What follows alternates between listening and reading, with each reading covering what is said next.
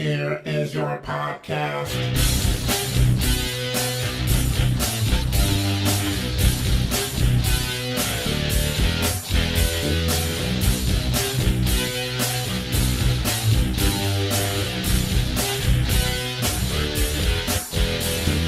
You know, I've been doing this show 9 years. In the beginning, it was great. I got to show up and just talk and leave. That was fantastic. But now Mex sends me this theme song, tells me to put my own voice in it. Lily shows up. She doesn't produce a goddamn thing. All she does is laugh, turn around, and go home. The only thing I don't wind up doing for this show is listen to it. That's your fucking job. Hey, what's happening? Mike Schmidt, 40-Year-Old Boy podcast. Let's talk about the atmosphere really quick. I mean, there's a different kind of a funky kind of a happening. You might be able to hear that in the background.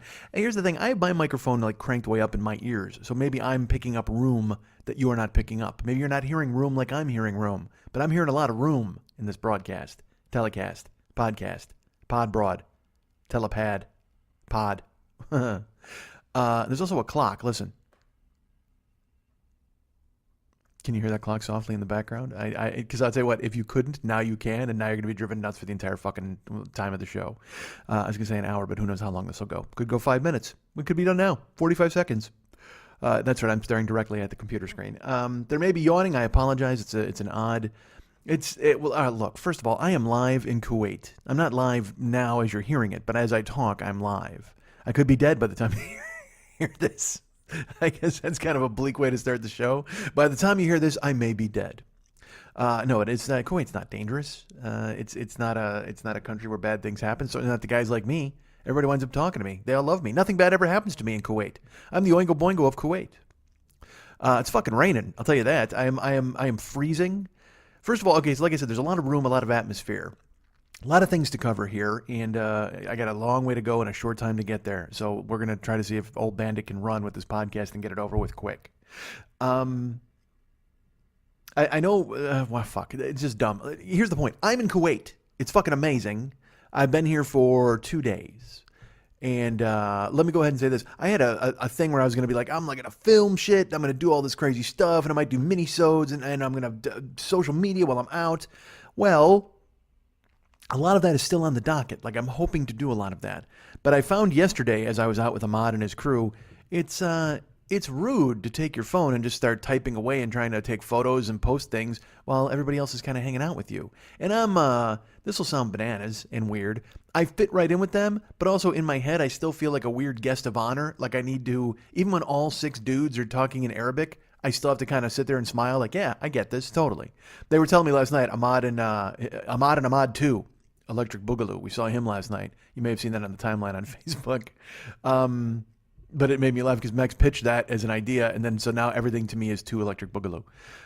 So we met Ahmad and Ahmad. Well, we know Ahmad. We didn't meet Ahmad, but Ahmad 2 showed up last night. Just when you thought it was safe to go back in the water, Ahmad 2 showed up. Just when you thought it was safe to fly back to the desert, Ahmad 2 rolls in. And he was telling a story. They were telling a story in Arabic, and then Ahmad 1 is very nice. Ahmad 7, I guess I should call him, as we all know him, because he typed a 7 in his name. Yawning, fuck. I told you there might be some. Because again, my sleep is fucking weird here. Not really. I mean, it's just I've actually mellowed out a little bit to where I'm going to bed fairly early, like 12 or 1, and then I got to get up. Like right now, I'm recording this. As I record this, it is 10:22 a.m. in Kuwait. On Thursday morning, which means it is in Los Angeles right now. It is 11:22 p.m. Wednesday night. Now, normally this show goes up by 2 in the morning in LA, but there was I couldn't fucking record. All right, here's the deal. I'm in an Airbnb.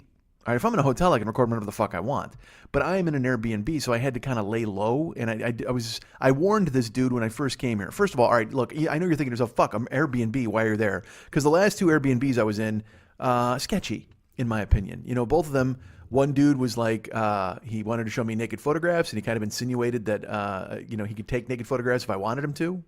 And then the second guy was like, hey, you guys can go ahead and walk around naked in the hallway. A lot of naked in my Airbnb experiences so far. A lot of nude.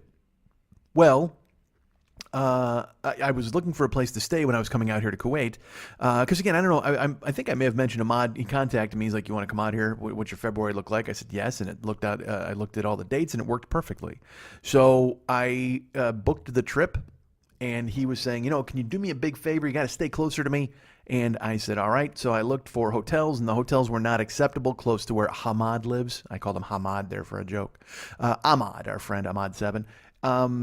So I looked, and I found that there was Airbnb possibilities. And Ahmad swears by it. I think he stayed there in Honduras and Chile. He went off through fucking South America, and I think he Airbnb'd. And by the way, I don't even know what the fuck that constitutes in South America. You're just staying in a pile of banana leaves, right? Aren't you? You're just sleeping in somebody's goat pen. And I'm sure South America is a very cultured place. I've never been there, but and it's probably not wise to pigeonhole the whole place as being full of banana leaves and goat pens. But fuck that. I stand by that. I stand by South America just being a conglomeration of jiu-jitsu experts who will fuck you up on the beach, goat pens, and banana leaves. That's all of South America. Is Brazil in South America? Oh, now my ignorance is showing. I don't know why I claim to jiu-jitsu experts. Perhaps rebels. Let's say there's rebels. Hey, there's full of rebels. That's a little Tom Petty for you. Oh, man, there was a woman who looked like Tom Petty on the plane. Oh, what a grim existence that is when you're a lady. As a dude, you don't want to look like Tom Petty, all right? Let's be honest. Let's go ahead and throw it out there. I mean, unless, he's all rich and he's all laid back and Southern. He looks like Tom Petty, when he talks, he sounds like what you would think a pork chop would sound like, really, when he winds up speaking. So, but the thing is, when you look at him, you're just like, yeah. He looks like, what is he? He looks like a 70s like a teen idol melted. That's what Tom Petty looks like to me. Because he's got the blonde hair and he's got kind of the angular face, but then it's just melting off of its visage. It's just his skull is just drooping. I don't like a droopy skull. You like a droopy skull? I'm not a fan of a droopy skull. On a lady or a man. I got to be honest. And I'm not that guy. If somebody loves me, I love them, and that's great. Everything's good. But if they've got a droopy skull, I don't know if I can push myself over the edge. They're a good person. You can overlook a droopy skull, right? School? I said a droopy school. Because I would say droopy school. Hang on, droopy. Droopy, that skull. All right, so we're in Kuwait. So I was talking to Ahmad, and he's like, dude, go to Airbnb. That's your plan. That's your move. I do it every time I'm traveling. So I started to look, and I almost stayed with Zoltar or Zontan. Not Zoltar. That's the fortune-telling machine in Big. That's what I almost stayed with. I got to be honest. When I first looked on Airbnb, the best deal was to stay inside the fortune-telling machine from Big. And that made me very excited, because I've always wanted to be a real boy. That's Peter Pan, right? Oh, there was a noise. Did you hear that? This is not my house. It's a very nice house. And I will tell you, I have a room here at this Airbnb. Well, fuck, I should tell the whole story. So I started looking for places, and then I found a dude, because again, it's Kuwait. So, and again, that guy Zontar, or whatever the fucker, Zolan, or Zohan, and I did not mess with him. I got to be honest. I sent him a note, and I said, I will not mess with you. Can I stay at your place? That dude was advertising his apartment, and it was a room, and it was cool. And so I wrote him. I go, man, this sounds like a good thing. I would like it. There was a hot tub and a gym and the whole fucking nine. And then he wrote me back, and he's like, oh, my friend. I don't know if you wrote like that, Zantar or whatever the fuck. He says, my friend, I am sorry. I am not around at that time to rent a room, but I can rent you the whole apartment. It's only 3 times what I have listed. And for me, that was, you know what that is? That's the old Kuwaiti skidoo. That's what they call it. They call it the old bait and switcheroo. They call it the Zantar shuffle. That's what I was getting there. Nobody wants the Zantar shuffle. Nobody wants the fucking Kuwaiti skidoo. As he was trying to, because he listed it at one price with one room, and then when I go to him, he's like, no, my friend, you get the whole apartment. It's free. Well, not free. It's 3 times what you were going to pay, but still, my friend. And I said, man, I can't do that. So I had to look elsewhere. Which was too bad, because Zontar, he basically lived like right next door to Ahmad. I was excited. I'm like, because then Ahmad won't have to pick me up. I can just peer over the fence like fucking guy in Home Improvement or whatever the fuck. Although that's probably a bad idea. He's got a sister. She's back there. She's eating her delicious breakfast in the backyard, and I peer over it, and then I get a fucking machete in the head. That's probably not how they handle it here, but you never know. I mean, let's put it this way. I'm not going to peer over a lot of fences to find out. This is not my land. That is my land, USA. That land is your land. That land is my land. From California to the New York Island. But I can tell you this land is not my land. This land is not your land. From Aba al Sarar to Ahim Kala Haraba. I don't know if those are places. I think those are Hanna-Barbera characters.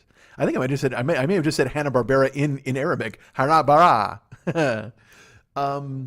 So if I would have stayed next door to Ahmad, it would have been fantastic. Like I said, I could have woke up in the morning, walked over there with my cafe they call it here. No, they call it coffee. Nothing's different here. I told you that. It's like the same joint, but there's some stuff that's different. But he's like, find an Airbnb. So I looked, and there was another joint with a guy named Paul, which again, Zontar was like, his name is Zontar, but you can call me Steve. You know, it's like, my friend, I am Steve. But this dude was Paul. And in my head, I'm waiting for the other shoe to drop. I'm like, hey, I'm Paul, but call me Ala Abriana. Abriana? I don't know who that is. I hope he has an umbrella. Because I think Rihanna's in there somewhere.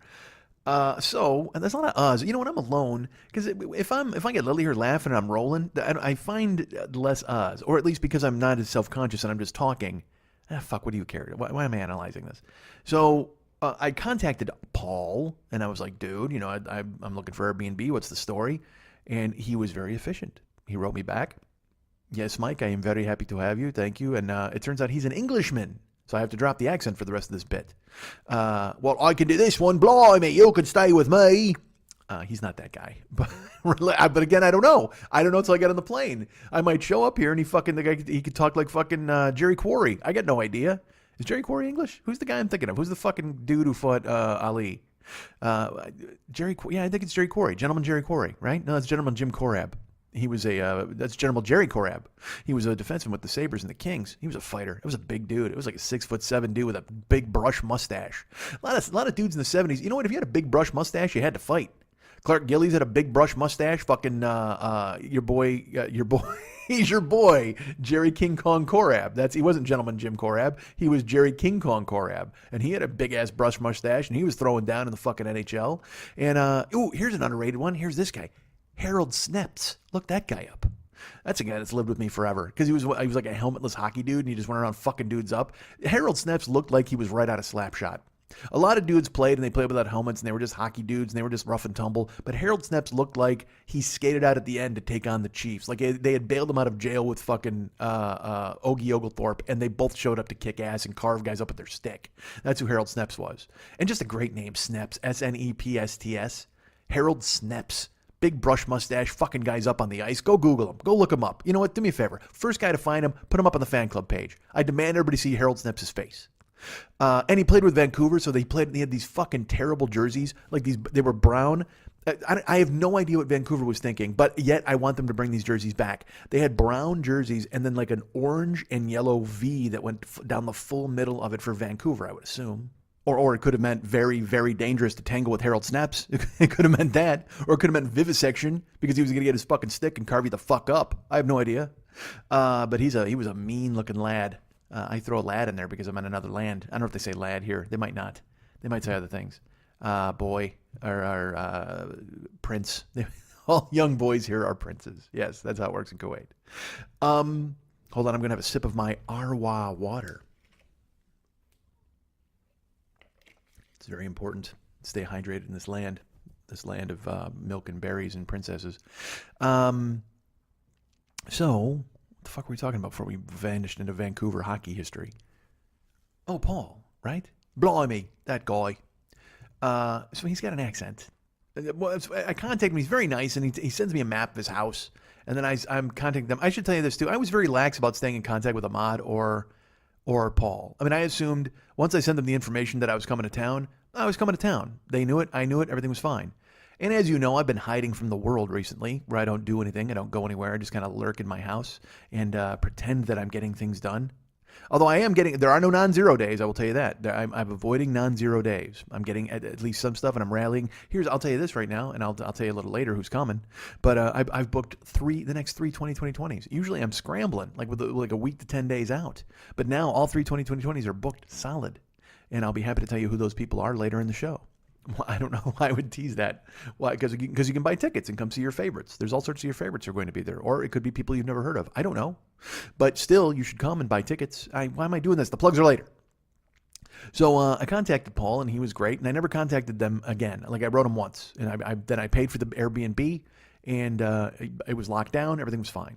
Ahmad's the same way. Like, I contacted him, I gave him my flight information, and then we didn't talk. I did go on Skype a couple of times trying to find him, but the dude, he's not there. He's a busy guy. He's got a job, he's got a life, he's got a family, he's got a sister. He's trying to avoid being peeping Tomed over the fence. So I didn't bother him so much. But I would go to Skype and it would say away. And that's, that's kind of depressing when you go to Skype and it says away. Because, you're trying to find somebody and you go on there and they're disappeared and they're gone. And you just think to yourself, oh, man, I'm lonely. And all my contacts are in there. I should tell you that. Like everybody from my fucking book. Because when you put Skype in your computer, because that's the way it is now. They'll say, hey, everything I sign up for, WhatsApp or Venmo or all this bullshit, they're like, hey, man, can we add your contacts? And that drives me insane. It reminds me of when, you know what it is? Every app is like a bringer show. That's what it is. As a comedian, when you're first starting out, you do these shows. They're called bringer shows because they'll give you stage time if you promise to bring 2 friends at least. And those friends have to pay to get in and have to drink. I never knew. I guess the venue was getting that fucking money or the guy who ran it. I had no fucking clue. There used to be a show. Actually, it probably still fucking exists. It was at the Ice House in Pasadena.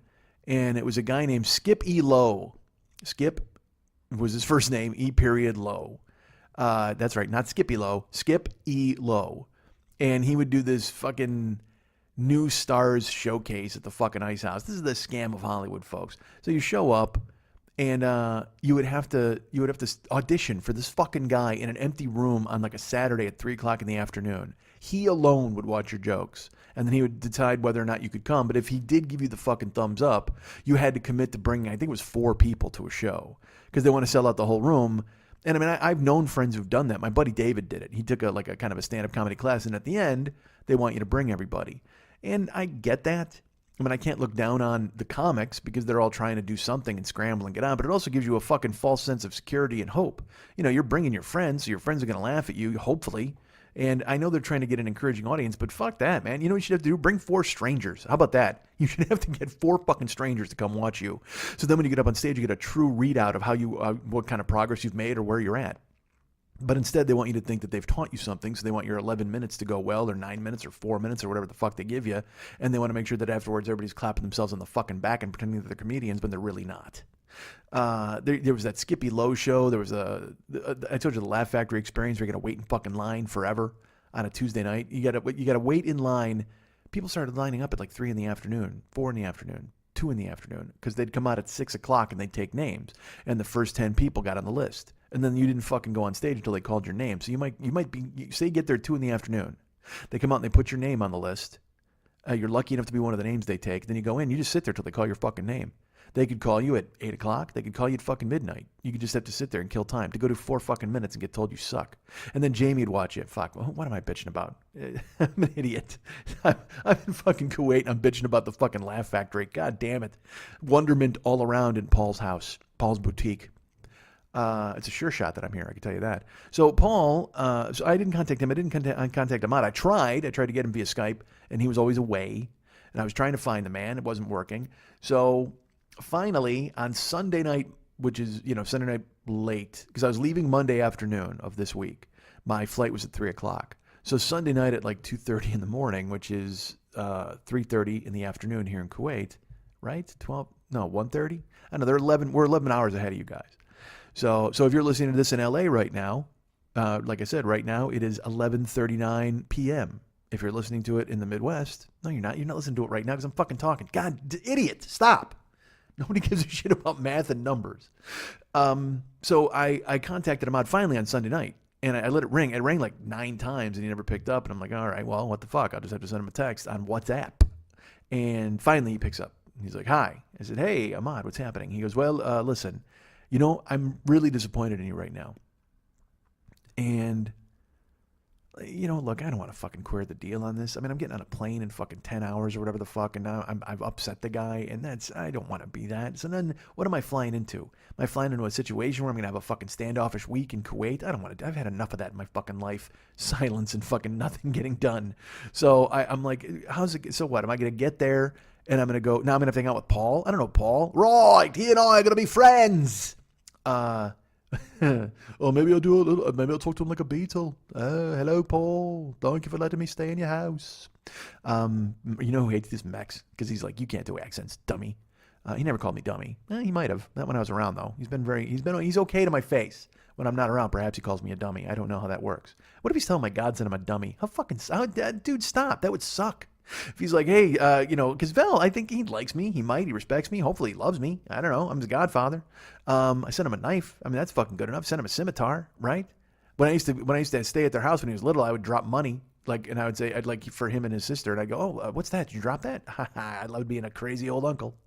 By the way, I never had any money, but I did the best I could. It was like singles or sometimes a 5. Ooh, that's right, big dough. That's the Godfather for you.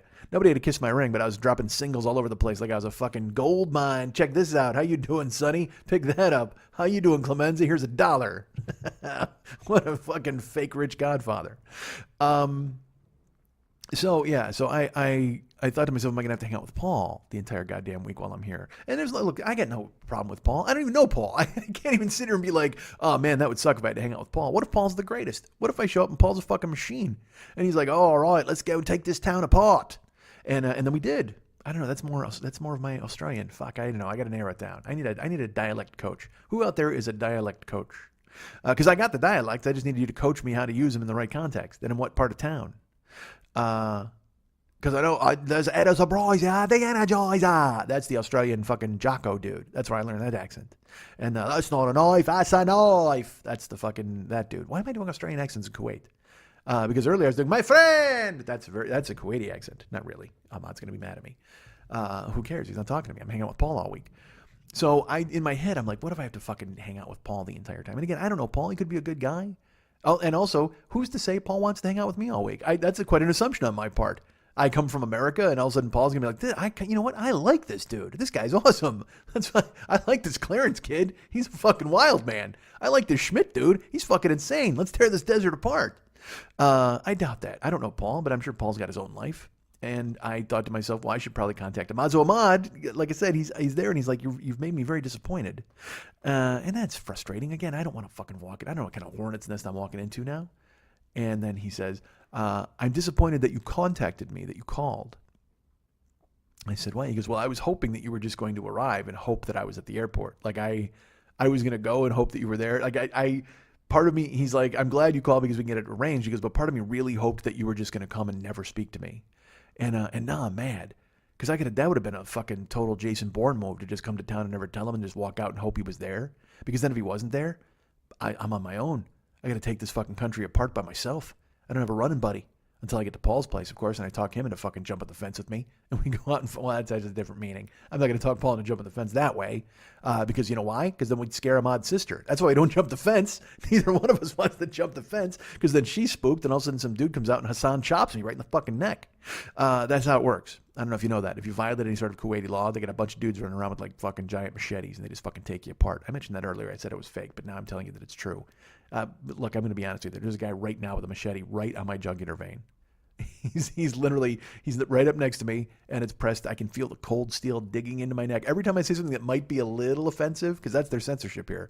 I told you before, like if you Google look for porn, it gives you like a little stop sign, and it's all in Arabic. And I assume that means stop in the name of the prince before you jerk yourself off, because they don't allow any porn into this country, or not that way. I'm sure there's backdoor channels I can find to get porn. I don't know why I would. Why would I come here for 10 days and violate the law? I mean, that's fucking stupid. Hey, I wonder if I could find some porn while I'm here. What the fuck? What's wrong with you? Go have a good time. There's plenty of things to do in this goddamn country. But instead, I wind up sitting at home trying to scheme my way into some back channel porn. You know who might know about that? Paul. Probably talk to that guy.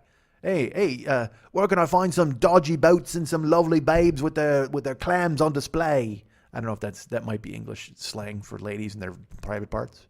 And who doesn't want to see some ladies with their clams on display? Oh, Christ. Just fucking under a big serving tray, and you just pull out the top like a chafing dish. You pull off the top. Ha, clams on display. Which is, by the way, my favorite Disney on Ice show, Clams on Display. Oh, that's perfect. So I didn't, so Ahmad's like, yeah, I wish you wouldn't have called me, dude, because I was hoping to just fucking swarm in and find you, which was awesome. But we hashed it out. I told him when I'd be there and look for me. And I said, I'll contact you and let you know if anything's changing. And because I did not know, you never know with the fucking airlines. I mean, I'm scheduled to fly at a certain time, but whatever.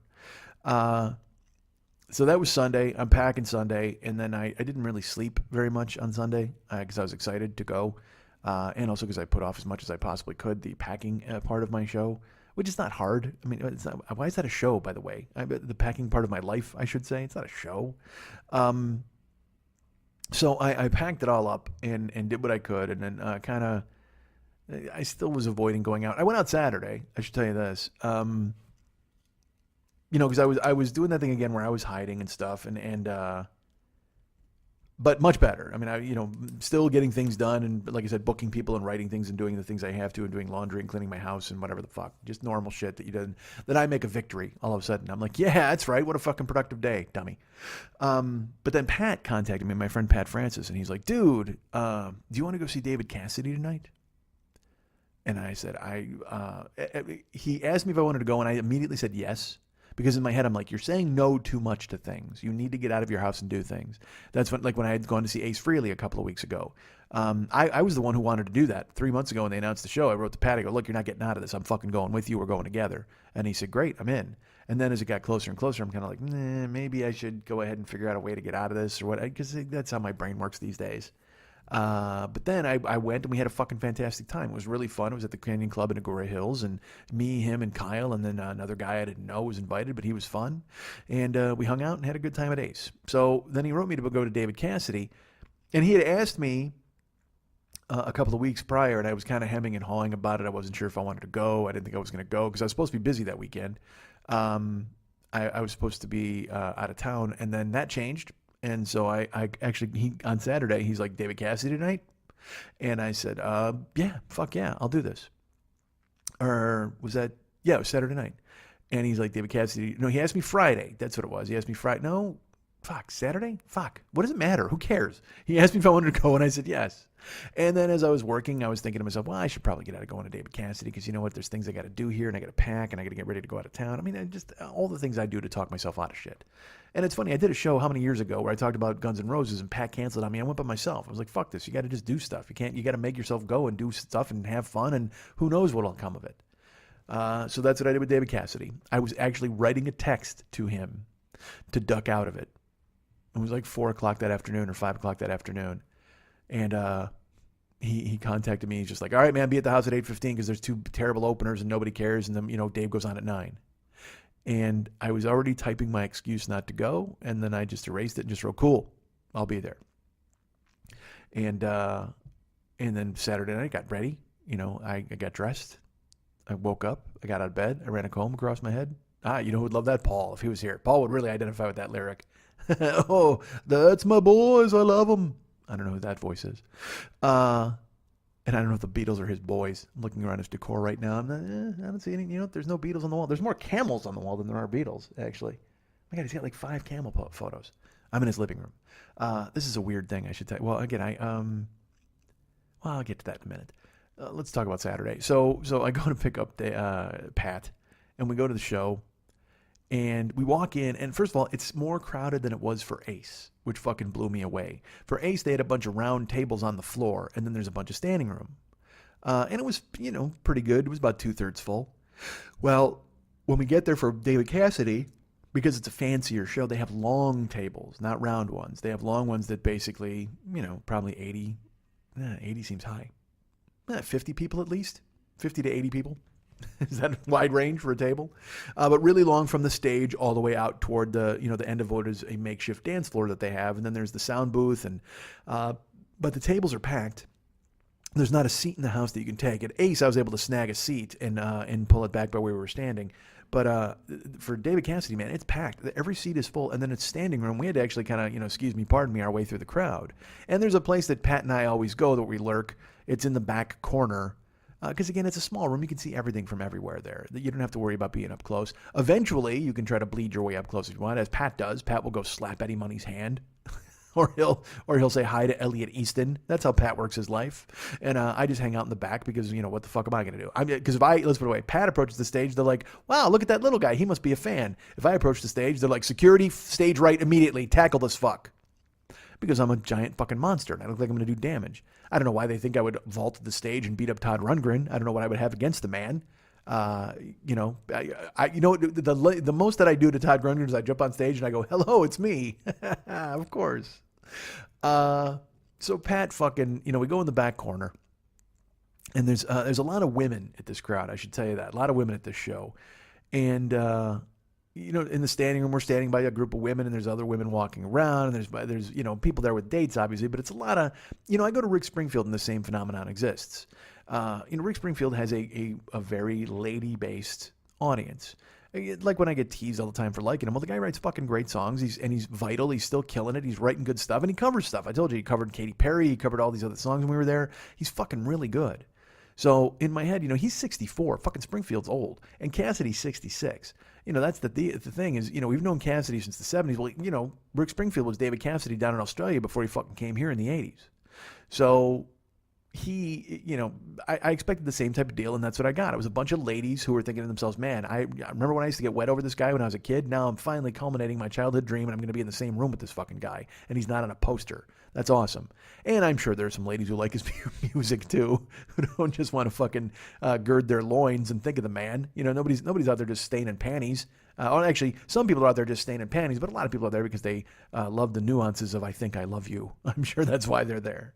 And also, there's some cachet in the name, David Cassidy. He was a huge star in the 70s, and then he's been around ever since. And these people, nostalgia, like I said, is a fucking powerful thing. Fuck, I went and saw Ace Frehley a month ago. Who the fuck am I joking around about? Again, that's a guy who, when I was 10 years old, I would stare at his fucking photograph. I mean, it's just the way it is. So then you think to yourself, if I can fucking go get the chance to see the guy, of course I'm going to make the move. I'm going to be there. I'm going to make the scene. And also, I like Partridge Family songs because I like pop. I like 3.5-minute pop songs. Doesn't somebody want to be wanted? All right, so a lot like me. I may be ruining that song, but who cares? I could do it at an accent. Maybe I'll try it that way. Can I get a second? Excuse me. May I have a second read at that? I'd love that. Ba ba ba ba ba ba ba ba ba. In the middle of a good dream. So don't. What if I did? What if I just sang Partridge Family songs the rest of the time? I would only do that if Paul were here because I know he would join me. So we're there. Luckily, we missed the opening bands. And I will tell you this, obviously it's foreshadowing, it's a premonition of sorts, but when we walked in, we always have to go to the fucking, to get wristbands, because Pat gets on the list because he reviews these shows, that's the deal. So he gets his tickets because he's going to review it, and he gets, we show up and we get in free, and it's fun. So we show up and we're in the line, the industry line, because we're very fucking popular. And we get to the front, and there's a big guy at the canyon. He usually runs the window, and he passes out your wristbands. He's a pleasant guy. You go up, you're like, hi, and you give your name. And he's like, smiles. He goes, hey, thanks, enjoy the show. And he slaps the wristband on you, and you go out and you meander into the crowd, the middle-aged crowd who's watching some washed-up band. But not washed up, they're still rock stars. Believe me, I'm not casting aspersions. If your job is still fucking rock star, believe me, you've won. So, it's an awkward pause. So we get in, we go to the window. Pat's like, hi, too, for Pat, Francis. And, or he may have used his real name. I don't remember. But this dude, you could just tell. Because, again, he's a giant dude. He's probably like 6'5", probably goes about 320. And he was just unhappy. It just radiated off him. If I didn't know any better, I would assume we had just walked up to talk to me from 2005. He was just miserable looking, just a giant fat guy wedged into his space, and he did not smile. He barely looked up. He looked at the list, took out the wristbands, he fucking slapped them on both of our wrists, and never said a word. Didn't say hi, bye, fuck you, nothing. So I only tell you that for foreshadowing, because then we walked away, and Pat goes, he was unpleasant. I go, that's weird. He's usually really nice to you. And he goes, yeah, that's strange. He goes, you know why that is? And I go, what? And he goes, there's got to be something going on backstage. I said, why would you say that? He's up front here. He goes, well, he runs the whole fucking venue. This is his deal. So obviously anything that's going to happen is going to trickle down to him. And I go, well, maybe the opening band sucked. He goes, well, maybe they did, but I don't know. He goes, he did not even say hi. He didn't make eye contact. I said, all right. So we go in there. And we were shocked at how packed it was. We're walking around. Then we look at the list of shows that are coming to the arena. And Pat's like, would you want to come see this with me? I forget who it was. It was like the Four Freshmen. I don't know. That's that thing because there is a show coming there that I would see. It's Jeff Tate from Queensryche, but he's playing a solo show. I don't think it was all acoustic. It might have been acoustic Queensryche stuff. And I told Pat, I go, yeah, fuck, I would go to that, dude. And he's like, nah, I'm not a Queensryche guy. I'm like, all right, well, fuck. But you're at a David Cassidy concert? But I guess that makes sense. But if you can get on the list and get fucking tickets and come and review it, why wouldn't you go see Jeff Tate from Queensryche? I mean, just to see if the voice holds up. And then there was another show. Y&T is coming to town. And he's like, yeah, I don't know. I never really got into Y&T. I'm like, you should. Because you're a fucking, he loves UFO and those bands. He's like, dude, I love that. I go, well, you should listen to Y&T. You'd fucking dig it. Dave Meniketti can play. They're fucking good. They were a big deal. They had like 3 MTV hits. Fucking Mean Streak's worth the fucking price of admission alone. Because you're getting it free, certainly. But still, Mean Streak's enough to get you in the fucking door, and then you see what happens. And you hope Meniketti doesn't decide to do a blues jam or some fucking thing. But if he just fucking rocks out, then you're in. Although Meniketti's 70, he can do whatever the fuck he wants. All these dudes, that's the thing. You can't prejudge these guys. Go, oh, fuck, I don't want to hear a blues jam. Because you know what? Maybe sometimes when you're 70 years old, you got to do a blues jam. You got to fucking slow the heart rate down. So you got to go down to the Delta Blues. You got to go down to the Crossroads, man, and get your pulse to fucking slow the fuck down before you die in front of this crowd of people.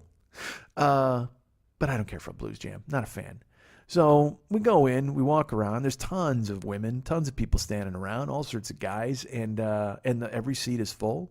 We find our way to the back corner where we usually go, near the bar, and there's no chair. And so he and I are both standing, and he's pointing at the screen with all these people that are coming to town. Would you see that? Would you see this? We're talking. We're just making small talk. We're having fun. And the show's supposed to start at 9 o'clock. Now, here's the one thing I do have a beef with Pat about, and I tell him, like, what if he does this song? And he goes, well, I can tell you right now, you want to know what he does? And I go, no, I don't. Why? He goes, well, I went online and I saw the set list. I'm like, why the fuck would you do that? Why wouldn't you want to be surprised by a David Cassidy? And he's like, well, what do you mean surprised? He goes, he's going to do the Partridge Family songs, and he's going to do a couple other stuff. And he goes, it's fine. I love those songs, and so I'm ready. I go, yeah, but now you know what he's going to do, and you know the order he's going to do it. There's no surprise element to this show. Which I don't get. I mean, and again, I have this fundamental difference with everybody in the world, apparently. I prefer surprises. I would much rather have, I talked to Lily about it. She was doing a show. She's got some act coming to town, and she's like, yeah, I got to start promoting them. And I go, why? Why don't you just fucking shock the world and have them show up at the show? She's like, well, shock the world. What? I shock the 100 people in the building, but I don't get $1 off of, their promotion. You have to promote them in order to make the money. This is a beef I used to have with wrestling when I was a kid. I loved when fucking wrestlers would just surprise you and show up in a territory. That was my fucking favorite thing in the world. But then, the WWE started to promote dudes. Like, they started to do these, like, vignettes and these dark sketches, and guys are coming to town. And then for 6 weeks, they'd build up the arrival of a guy, and then he'd show up. It's like when Randy Savage showed up, man. They were kind of hinting at it, but then when he walked out, you were like, God damn, that's awesome. Same thing with Flair. They kind of hinted at it, but they didn't do a big deal about it. Just Bobby Heenan started, he started bringing the title belt on there. Oh, God damn, I loved it. I can't talk about wrestling now. I'm in Kuwait. They don't have any wrestling here. They should. I'm actually staying in a room. Paul's building is directly across from the Judo and Taekwondo Center. How fucking amazing is that? I walked out. I saw there's a big banner. It's like, the Ala Arsharaba Judo and Taekwondo Center. And as I do usually, I went over there. I started rolling with the Olympic team because that's what I do whenever I'm in a strange country. I check where they're at, and I got to walk in there and challenge their fucking guy, right? I got to walk in and challenge their sensei, just fucking try to win over the dojo. Because if I judo the fuck out of some Kuwaiti dude and then I run the place, why would I even leave? But then that's awkward because I got to tell Paul I'm staying. But he wouldn't mind. He and I are tearing this town up together because now that Ahmad isn't with me anymore, once he fucking backed out on me. So we go to the back corner and we're there, and the show's supposed to start at 9 o'clock, and 9 o'clock comes and goes, and 9:05 comes and goes, and 9:10 comes and goes. And it's not like acts to be late at the Canyon Club in Agoura Hills. Now, let's put it this way. If you're like a metal band or a rap band, maybe you got a reputation and you're going to be late, and that's the way it's going to work. But if you are middle of the road 70s pop star, because I one of the reasons I went to the show, I wanted to go to hang with Pat. That's usually why I go to these things. I just want to go hang out with Pat. It's cool to see the band. That's pretty neat. I hope it turns out to be a fun experience. But mainly, I'm going to hang out with fucking Pat and do the autograph stalk and all that other thing. Although he wasn't autograph stalking David Cassidy. He just decided it wasn't worth it. I don't know why. But good for him. That was his plan. We were just going to stalk him anyway, just to give him a hug. We were going to hug stalk him. How fucking weird would that be? But another reason, so again, one of the reasons I went to hang out with Pat, but another reason I went is because in my head I went, well, this is going to be a harmless show. This guy's 66. He's going to do a fucking hour. We're going to get out of there. And it's a shame that you think about rock concerts in that mindset anymore. Greg Barrett does a great bit on it about how you want to be home by the sitter. You don't want to see the opening act. I don't need to watch your struggle. I mean, it's fucking brilliant. Go look it up. But he's not wrong. I mean, he's totally true. You go to these shows and when we went and saw Ace Frehley, Pat wanted to skip the opening act, which was a band called Enough's Enough. I'm like, dude, we got to see Enough's Enough because it's not even Enough's Enough. It's Chips Enough and a bunch of dudes, like 3 other dudes. And I go, yeah, but there's still 3 really great songs to fucking hear. And so I convinced him to go see Enough's Enough, and we did. But for David Cassidy, I didn't even know who it was. I didn't give a fuck. You know what I mean? I like I said, the opening act, as far as I was concerned, was Pat, so that was fine with me. But these shows are never late. Like, the opening band does their thing, and then the Candy Club really TikToks it, man. They keep it timed to get out of there, because it's also it's Agora Hills. It's not fucking Hollywood. It's not. And these are rock stars that they've still held a part of their audience, but it's not like they're trying to impress anybody. They come out, they might play some new stuff, they bang out a bunch of their hits, then they go the fuck home. That's all they care about. So that's what I figured with David Cassidy. I figured he's going to come out. I figured he's going to, say hi, sign some autographs, play a bunch of Partridge Family stuff, play his solo stuff, maybe have a special guest, maybe bring out a Chris Partridge, maybe bring them out. Maybe bring a Susan Day out to say hi to everybody. Is she dead? She might be dead. Boy, I'll tell you what, that's a trick. You bring her the fuck out. That'd be perfect. I can't Google it in the middle of the show, but fuck, Susan Day could be dead. But I'll tell you what, if he brings her out, that's quite a trick. There you go. Maybe that's why the guy in the back was pissed. He was like, fuck, I can't believe Susan Day is dead and she's still going to show up at this motherfucker. So 9:10 turns into 9:15 and there's still nobody. And I look at Pat, I go, I thought you said he's going at 9 o'clock. He goes, yeah, this is weird. All of a sudden, the band walks out on stage. It's 3 dudes. And there's a drummer and a bass player and a guitarist and a keyboard player who I did not see at first. He goes and he sits down. Did you hear that noise? I have to be honest. That's like, all right, it's like here in Paul's house. He has it in my room as well. There's a scent dispenser. And I don't mean pennies. Like, it's some weird thing that goes like, and it does that every, I don't know, 20 minutes, 15 minutes, 10 minutes? I don't know. Because now I've become used to it. But when I first got in the room, I'm not going to, because I'm a fucking weirdo. All right, I will tell you this. Because I don't know. I'm in somebody's house. This whole thing's a fucking scam, right? Airbnb's a goddamn scam. I told you the other 2 places I stayed at, I showed up in Vegas with Jill. We fought and we fucked, and then the guy showed new photographs of like women, and then we ran away. And then in New York, the guy was like, he looks right at Jill. He's like, hey, you can walk around naked if you want. I'm just like, what's with the naked theme, the Airbnb? To me, it's just creepy as fuck. Did I ever tell you guys that I Ubered some Airbnb people? I don't know, the people in charge of Airbnb. Like, they were from Sweden. I don't know where it's fucking based.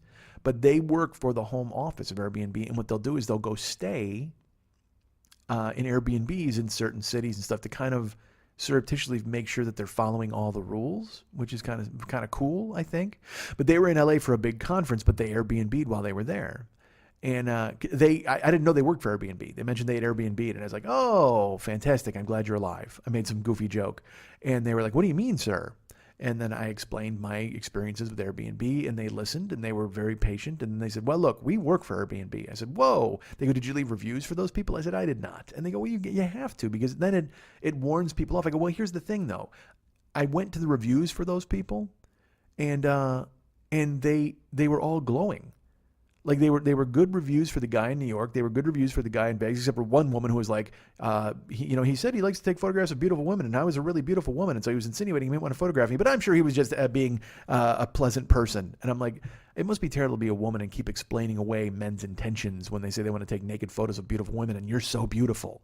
Because then the guy's going to say, well, that was just a compliment. I really meant it. You were beautiful. But in reality, the guy just wants to see your fucking clam on display. So, or your clams on display if it's you and a couple of ladies. Here, you know what? I'm jotting that down because I think Clam on Display is the name of the show, perhaps. I don't know. With no producer here, no Paul here to help me out. There's the pen. That just proves it. I just wrote it down. So I told them it just didn't seem like there was a lot of traction in reporting these dudes because everybody seemed to like them. And also they get to review you then. So who's to say they don't make up some bullshit story that I did something? And it's just so I live with the Uber thing. You know what I mean? When I get a 1-star review, I'm always like, what the fuck? I didn't do anything. I was nice and pleasant to everybody. I might have been stern to someone, but then again, I'm 50. What the fuck do I care, man? I'm moving to Kuwait. Who the fuck cares about anything? So let me spin off into that. Airbnb. Okay. Oh, so here I'm at Paul's joint, and I don't know whether to trust people or not. I don't know who these guys are. Because then, like I said, everybody's got a glowing review. Now, I could go ahead and give a bad review to those guys, but then nobody would trust it. Who's going to trust me? Because I'm just as much of a maniac as he is. It's like I told you, when I go to Yelp, I'll look for a place to eat, and I never go to Yelp, because when you go to Yelp, it's all these people who are like, 1 star, they only brought me 2 napkins when I needed 3, and there wasn't enough sugar in my coffee. It's like, well, you handle the sugar in your coffee. Just ask somebody to get you some fucking sugar. Everybody wants to get a fucking hand job at these joints. It reminds me of the opening scene of Dogs, when he's just like, hey, man, if I don't tip. If I come here, I have my fucking coffee filled 3 times, I'm going to fill it 8 times or whatever the fuck. And that's what people do. They put these unreal expectations on a fucking establishment. Well, I called them and, I got the pizza and it turned out that there was only 40 pepperonis. There's supposed to be 42. Oh, man, just jump up a fucking bridge, man. So then they go to Yelp and they have these terrorism attacks where they fucking destroy restaurants and businesses. And look, there are shitty businesses too. And they're just like they're shitty Airbnb guys. That's what I'm saying. You don't know who to believe. On Airbnb, do you believe the guy in New York who told my girlfriend she could walk around fucking naked? Or do you believe me? You know what I mean? Who the fuck knows? You got to make that fucking decision for yourself. By the way, I should mention that Paul has a glowing record here in Kuwait. I mean, everybody had great things to say about him. That was one of the reasons I signed up. In addition to him being close to Ahmad's house. Not as close as Zoltar or Zoran, or whoever the fuck that dude was, but close enough. So I get into the room. I meet Paul. He's a nice guy. Oh, fuck, I'll just tell you this now. So, Ahmad picks me up from the airport. I gotta, because that's all part of a chunk. Fuck it, who cares? All right, I got to remember exactly where I was here. I'm gonna do this. This is so terrible. I mean, I could remember if I was zipping around, but I'm an old person now. I'm not old. I mean, I could have made it work, but I want to fucking tell you things, but there's chunks and there should be a narrative. Fuck. All right, so listen. I go to when I flew here on Monday. I get to the airport. Like I said, I hadn't slept, and I got a ride. I asked my friend Erica for a ride, and then she had her friend Lindsay drive me, and Lindsay was very nice. I never cease to be amazed by the kindness of people who've met me a couple of times. So Lindsay stepped up and she was willing to give me a ride on a Monday afternoon in the rain to fucking LAX. Drove me, dropped me off. I went to check in, and it was smooth as hell, man. I mean, international flights, you're always told to get there 3 hours early, and you never know what's going to happen. Well, fuck, I got in line. I went up. I checked my bag. It was fine. No problem. I went and waited at the gate. I actually fell asleep at the fucking gate. Then they started boarding Group D at the Emirates. And if you can fly anywhere, fly Emirates, dude. Because fly internationally. Because the plane that flies from LAX to Dubai, it's got two levels. It's got people upstairs. That's where all the rich people are. And then downstairs are the business class and the economy class guys. Now I'm economy class. I mean, it's like triple the amount to go to business class. And all that means is like you get a bed. But I prefer to roll the dice in economy class and hope nobody's going to sit next to me. Like I've been very lucky so far on these flights. When I flew to Kuwait in August, when I flew to Dubai, and then there was nobody next to me. There was nobody in my entire row. But then when I flew from Dubai to Kuwait, it was a packed flight. And I told you, 1 seat away from me, some kid started puking in a fucking plastic bag. Did I tell that story in here? I think I did. Because that was another thing. I talked to Ahmad. We're in the car yesterday, and he goes, hey, man, when are you going to talk about Kuwait? I said, well, I'm going to talk about it this week. He goes, no, like your last fucking trip. Like you haven't even talked about any of that. I said, well, I'll be honest with you. Once I fell behind in posting stuff, and then I talked about it a little bit. And I'll be really honest with you. When I got home from Kuwait in August, a bunch of shit happened in my personal life, and it kind of threw me off my game a little bit, and I didn't know what the fuck was going to happen. And I wound up flying to Denver right away, and then that became a thing, and whatever. So I talked about it somewhat, but I don't think I talked about it a lot. I don't think I really because there's a bunch of other shit that happened. I'll get to it. Maybe I'll talk about it next week. Because I'll still be here next week. Fuck, that's awesome. I'm going to have to record here next week. A couple of shows in Paul's house. Well, let's put it this way. This one's in Paul's house. Who knows where I'll be next week? Because I did want to record on the plane. I actually thought about it. But when the woman in front of me insisted that all the window shades be closed, I knew there was no way I was going to be able to talk. Because, I mean, I couldn't, because the plane, it's the engines, you wouldn't be able to hear me. Because part of me thought about, well, I'll record some of it and I'll drop it in. It'll be like a mini-sode, me on the plane. And then I went, that's not fucking working because it's just full of people. And they're going to turn and they're going to stare. It's bad enough that I'm American on the plane. I got chatted up by some stewardess. Fucking, that was pretty cool. Some sky waitress came up to me and she started talking to me. Well, I'm getting ahead of myself. So hold on, I got to cough. We hit the dump button. My producer's off. So Paul hit the dump button. Did you do that for me? Blimey, no problem. So I get to the airport on Monday. I fall asleep. I board the plane. And like I said, I got very lucky the last time because there was nobody on my flight out. Packed house from Dubai to Kuwait.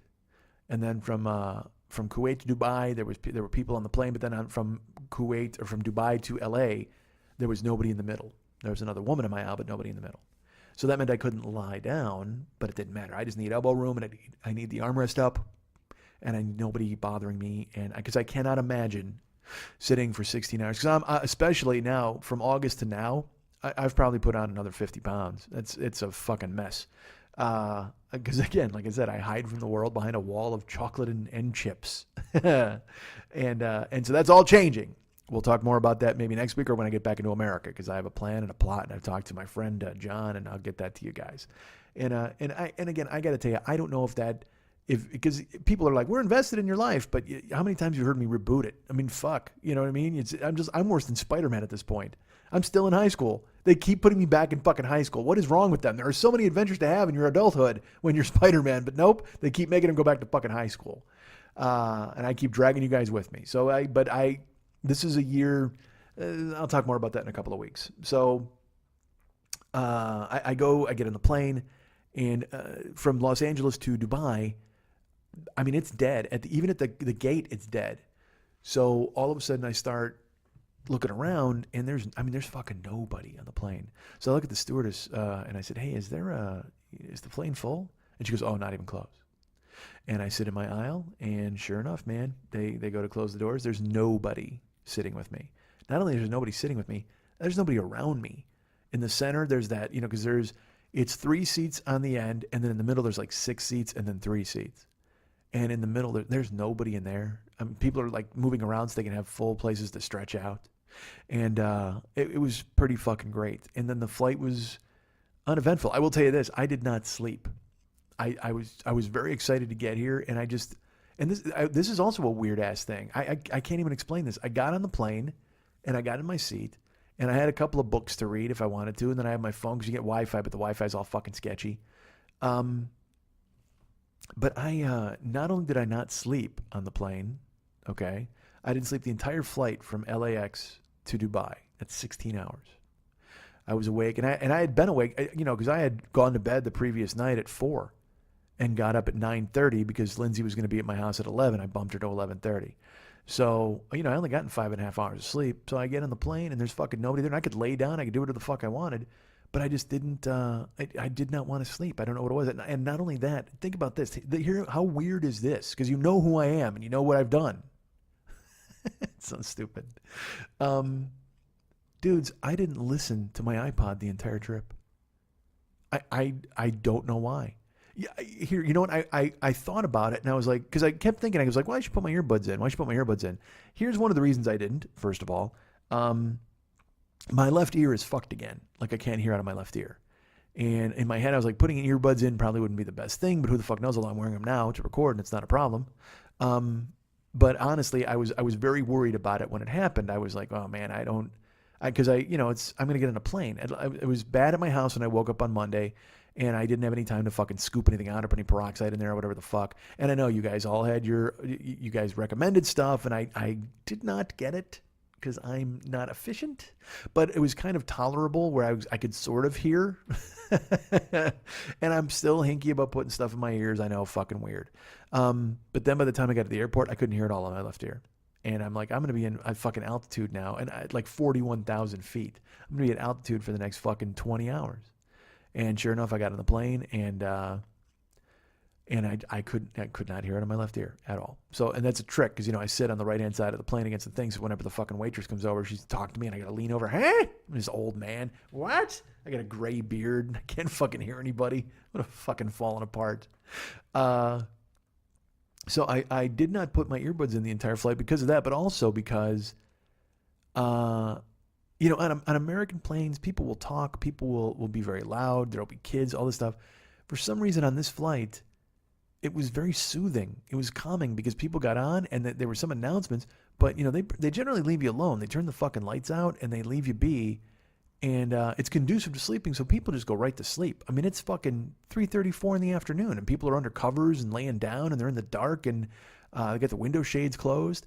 And I found it to just be kind of a soothing atmosphere where I just read and didn't do much of anything. I mean, like I said, I was on my phone. I played, because they have a seat thing where you can play games. I kept reading headlines and playing poker. Like, I mean, I didn't put my earbuds on the entire goddamn flight, which is crazy because you know me. I've got playlists built. I've got music to roll, and I love fucking music, and that's what I do. I disappear in my head, my earbuds on the plane.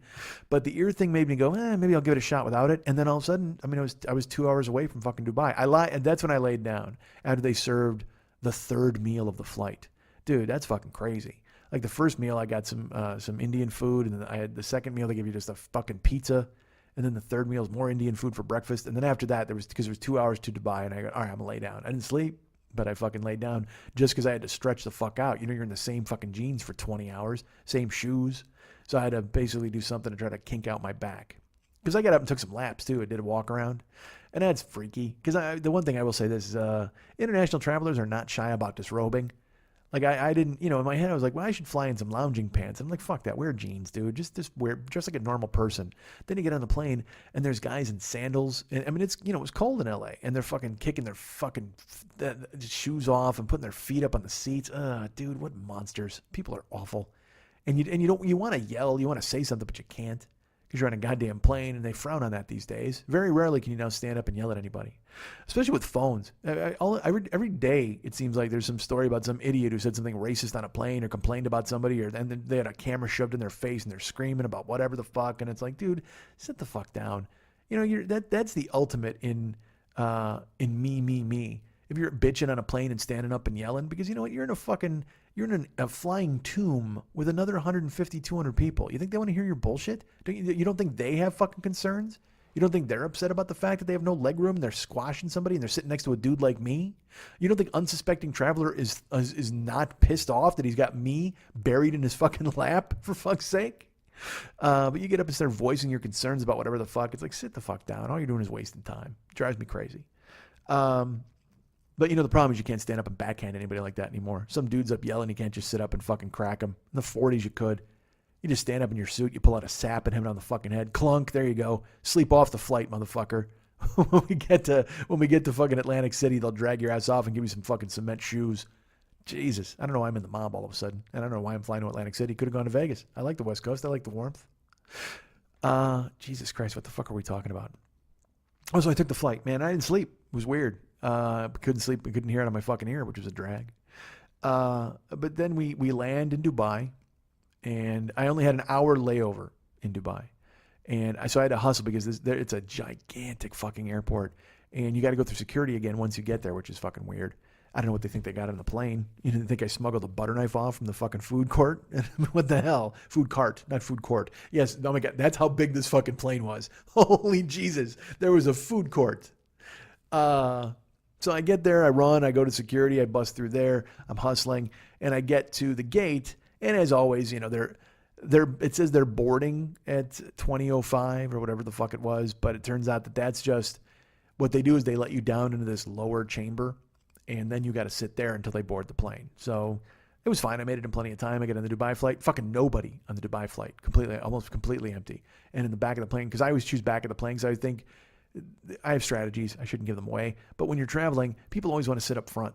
On Southwest, this is fucking crazy. We would travel on Southwest, and they would have, there's Group A, Group B, Group C. Well, you would get on if you were lower in A or your Group B, you'd get on the plane, and the entire first 9 rows are packed, and the back of the plane is empty. And these people would rather sacrifice the comfort in the air to get off the plane that much sooner. And that just seems fucking ridiculous to me. Why be miserable? Just go sit in the back, spread out. What the fuck? Hope nobody sits by you. Do what you can to mark your territory. Because there would be nothing worse than when you'd get on the plane and you'd sit in sixth row. Because this used to happen to me. I'd sit in row 6, right on the fucking window, and someone would just sit by me. I mean, what the fuck are you doing? There's a million empty seats here. Why are you taking this middle fucking seat? But because they want to be close to the plane to get off quick. But I mean, fuck. I hate amateur travelers. I hate you all. That's right, all of you. I know you're listening. Everybody listening is an amateur traveler, unless you're a fucking comic or a businessman. Oh, this is a business, kid. You ain't too far going to see that. Yeah, buddy. Like father, like son. Lay off. So I get on the plane to Dubai, and like I said, a sky waitress started chatting me up. She comes walking over, and and look, I don't know what it was. I don't know if it's because I look haggard and hairy, because I'm all bearded up and I got long fucking hair falling. But she's like, "Oh, have you had a long trip, sir?" And I'm like, "I have." And she goes, "What's your name?" I said, "Mike." And her name was Amanda from Zimbabwe. She asked where I came from. I said, "L.A." I'm not kidding. She talked to me for like 10 minutes. Talked about flying, where she wanted to go. She liked Los Angeles. She's been to California. How did I like it? And again, there's nobody else on the plane, so I shouldn't consider myself special or anything. But it was kind of cool, because she was, striking waitress, and she was really very attractive. And the Emirates suit does the works for you. If I wore that thing, you'd talk to me like I was fucking somebody special. It's just these they just look like lady spies. They're fucking beautiful. They look like the fembots from fucking Austin Powers. So they were very nice. And Amanda she chatted me up, and I should tell you this, when I got on the fucking plane, I forgot this. There was a dude limping. And some people can be real pills. This guy was a pill. I just knew it. And I'm behind him. He's fucking limping. I'm bummed. So I got to wait for him to get his seat. And look, I'm not mad. I'm not forcing him. I understand he's limping. We've all got our challenges. But I'm right behind the dude, and he gets to his seat. He was in 24K. ABC, yeah, D, yeah, whatever the fuck, K. That's because I was in 40K. And he stops, and he calls over the fucking stew, and he's like, "Hey," and he starts talking, and he's a very aggressive speaker. He's Arabic or Indian or something, and he's just like, blah, blah, blah, blah, blah, blah. And he's got his suitcase. And she says, "All right, sir, I can help you, 24K right here." And he goes, blah, blah, blah, blah, blah. And she's like, "Oh, okay." And because she's Swedish, whatever the fuck, she's trying to understand him. He's trying to get her to understand him. And he keeps shoving his suitcase toward her, and kind of like hitting her in the leg with it. And finally she gets the gist, and she's like, "Oh." And I said, "Ma'am," because I'm behind him. And I know he basically wants her to lift it up and put it in the fucking overhead. So I said, "Ma'am." And he wheels on me and stares at me like a death stare, like, "Hey, she's helping me now, man." And he's like, "Blah, blah, blah, blah, blah," and he talks. And I just fucking stare at him. And she doesn't hear me. So she calls over a couple of other stews, and she starts talking to them. Like, I think she's basically saying, "I don't know what he wants, but I think I know what he wants." She turns around and I go, "Ma'am." And he does it again where he fucking wheels on me and looks at me like, "Hey, I'm being helped here, dude. They're fucking taking care of me." And she doesn't hear me. So finally I go, "Ma'am."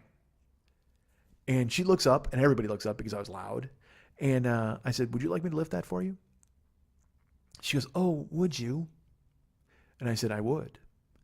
And then Limpy steps out of the fucking way, and I pick it up, and it's heavy as fuck because he wanted her to fuck. She could barely lift it. So I lift it up, and I put it in the overhead compartment. Companion? I put it in the overhead companion right in his ass. And she's like, "Thank you, sir. That's very nice of you." And then he's like, "Oh, thank you." He like mumbles it. And yeah, now that I think about it, that happened before I got chatted up by Amanda from Zimbabwe. Perhaps word got out that I was chivalrous. Perhaps I was the Prince Charming of the Dubai flight, of Flight 859 from Dubai to fucking Kuwait. I was the man. They knew me. So that just again, that thing where we're all traveling here. There's no reason to be fucking mean to her. She's not here to be mean to. And look at that outfit. How can you be mean to that outfit? It's like yelling at an action figure. This fucking chick's got a fucking scarf on and a weird beret. And they're all made up. That's the thing. When they come marching to the gate, you look up because it looks like the Rockettes just showed up to get on a fucking plane because their makeup is really, they have red lipstick on and heavy eye makeup. I'm sure they're encouraged to look like that, but it reminds you of what it must have been like to travel back in the fucking 60s when it was like, "Oh man, all the stewardesses are fucking everybody." Or, "Hey man, we all want to fuck the stewardesses." Well, because now you fly Southwest. I already talked about it. I had fucking Steele yelling at me about crunchies, people like that. But on this plane, man, forget it. It was like all these women you wanted to talk to.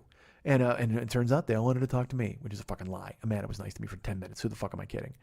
So nobody on the plane to Dubai, from Dubai, I should say. We fly to Kuwait. I fly and I get here, and I have to get my visa, as you know, which is the adventure. And the Kuwait airport, the Dubai airport is really fancy. And I talked about the Kuwait airport. It's not as fancy. And by not as fancy, I mean there's a good possibility you could run into a goat at some point. That seems stereotypical and a lie, but it seems kind of true as well, because there are people, I told you, they take their shoes off, so they're bare feet, and they're sitting down and they get their feet up. This is a country that does not care about socks or feet. They just don't think of them the way we do. To me, You know, when I went and saw John Wick, there was a dude who put his feet up on the seat, and I stared at him until he took them down. I mean, I know that sounds weird. He was with another guy. It was the two of them, but I'm staring at him, and he's got his feet up on the seat, and I'm staring at him. They're like 5 seats down from me. And finally, he looks over at me, and I go, come on. And he goes, what? I go, come on. And he goes, oh, sorry. And he took his feet down, which I felt happy about because I'm like, I'm not going to go round and round with these two fucking guys, especially with a violent film like John Wick. All of a sudden, because the movie hadn't even started yet. So, by the end of it, they're going to be fucking like, hey, you know what? I could beat that dude up. John Wick just killed 175 guys. I could take that guy. But luckily, they had enough shame that when I was like, come on, they took their feet off the fucking seat. It was one dude. I couldn't believe his friend didn't shame him. His friend was kind of looking at me with almost the look of, yeah, I get it. And I think that's why his friend bought it. Because we're like, what? Come on. Oh, yeah, sorry. Took his feet down. It's me touching the table. Can you hear that? It's catching up. That's room atmosphere. So, I get to the airport, and it's full of people with shoes off and feet, and livestock, and soldiers, and police. And, I'm American. I'm a big fucking giant American who's walking around. And I get looks. I get stared at, because people aren't used to seeing that, certainly here in this part of the world. And I blaze through, and I have to, because you have to hustle, man, to get your visa, because you don't want to get caught in the fucking line. I'm so happy I researched that. See, I did some work, even though I'm not calling a mod till the night before. Last time I flew in August, I did some heavy-duty research on how to get my visa, because I didn't want to fuck anything up. I kept my passport right on my hip pocket all the fucking time. I wanted to make sure I got everything squared away and got out of the fucking visa office as quickly as I possibly could. And last time it was real fast. I blazed through, and for some reason it was really quick. But this time I got to the visa area, and this is fun to see too. I was just here, like I said, in August. Well, there was a lot of construction in the airport when I was here the last time. So this time I ran to where the visa place was, and all the construction was done. It was a food court. They had built an entire a food court with a Pizza Hut and a Wendy's, and I was like, oh, that's pretty awesome to see that there was actual progress. Because the rest of this country is just fucking rubble half the time. I told the mod that as we're driving around, I'm like, we were here, right? Isn't this where we went and ate at that one Mr. Bafta or whatever the fuck? And he's like, no, that's completely on the other side of town. I'm like, yeah, well, there's rubble everywhere. He's like, yep, can't argue with you.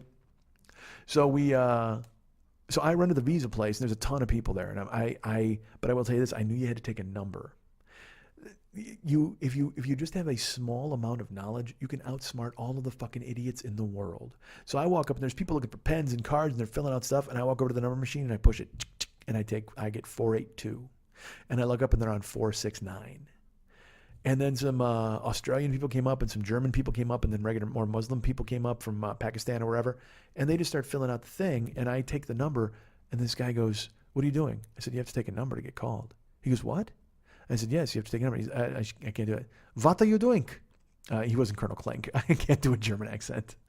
Oh, you need the number. I said, yes. Oh, okay, thank you. And he turns to his party, and they all just start banging numbers, and then there's people ahead of them who have not taken numbers. They've already filled out their paperwork. They're just sitting there.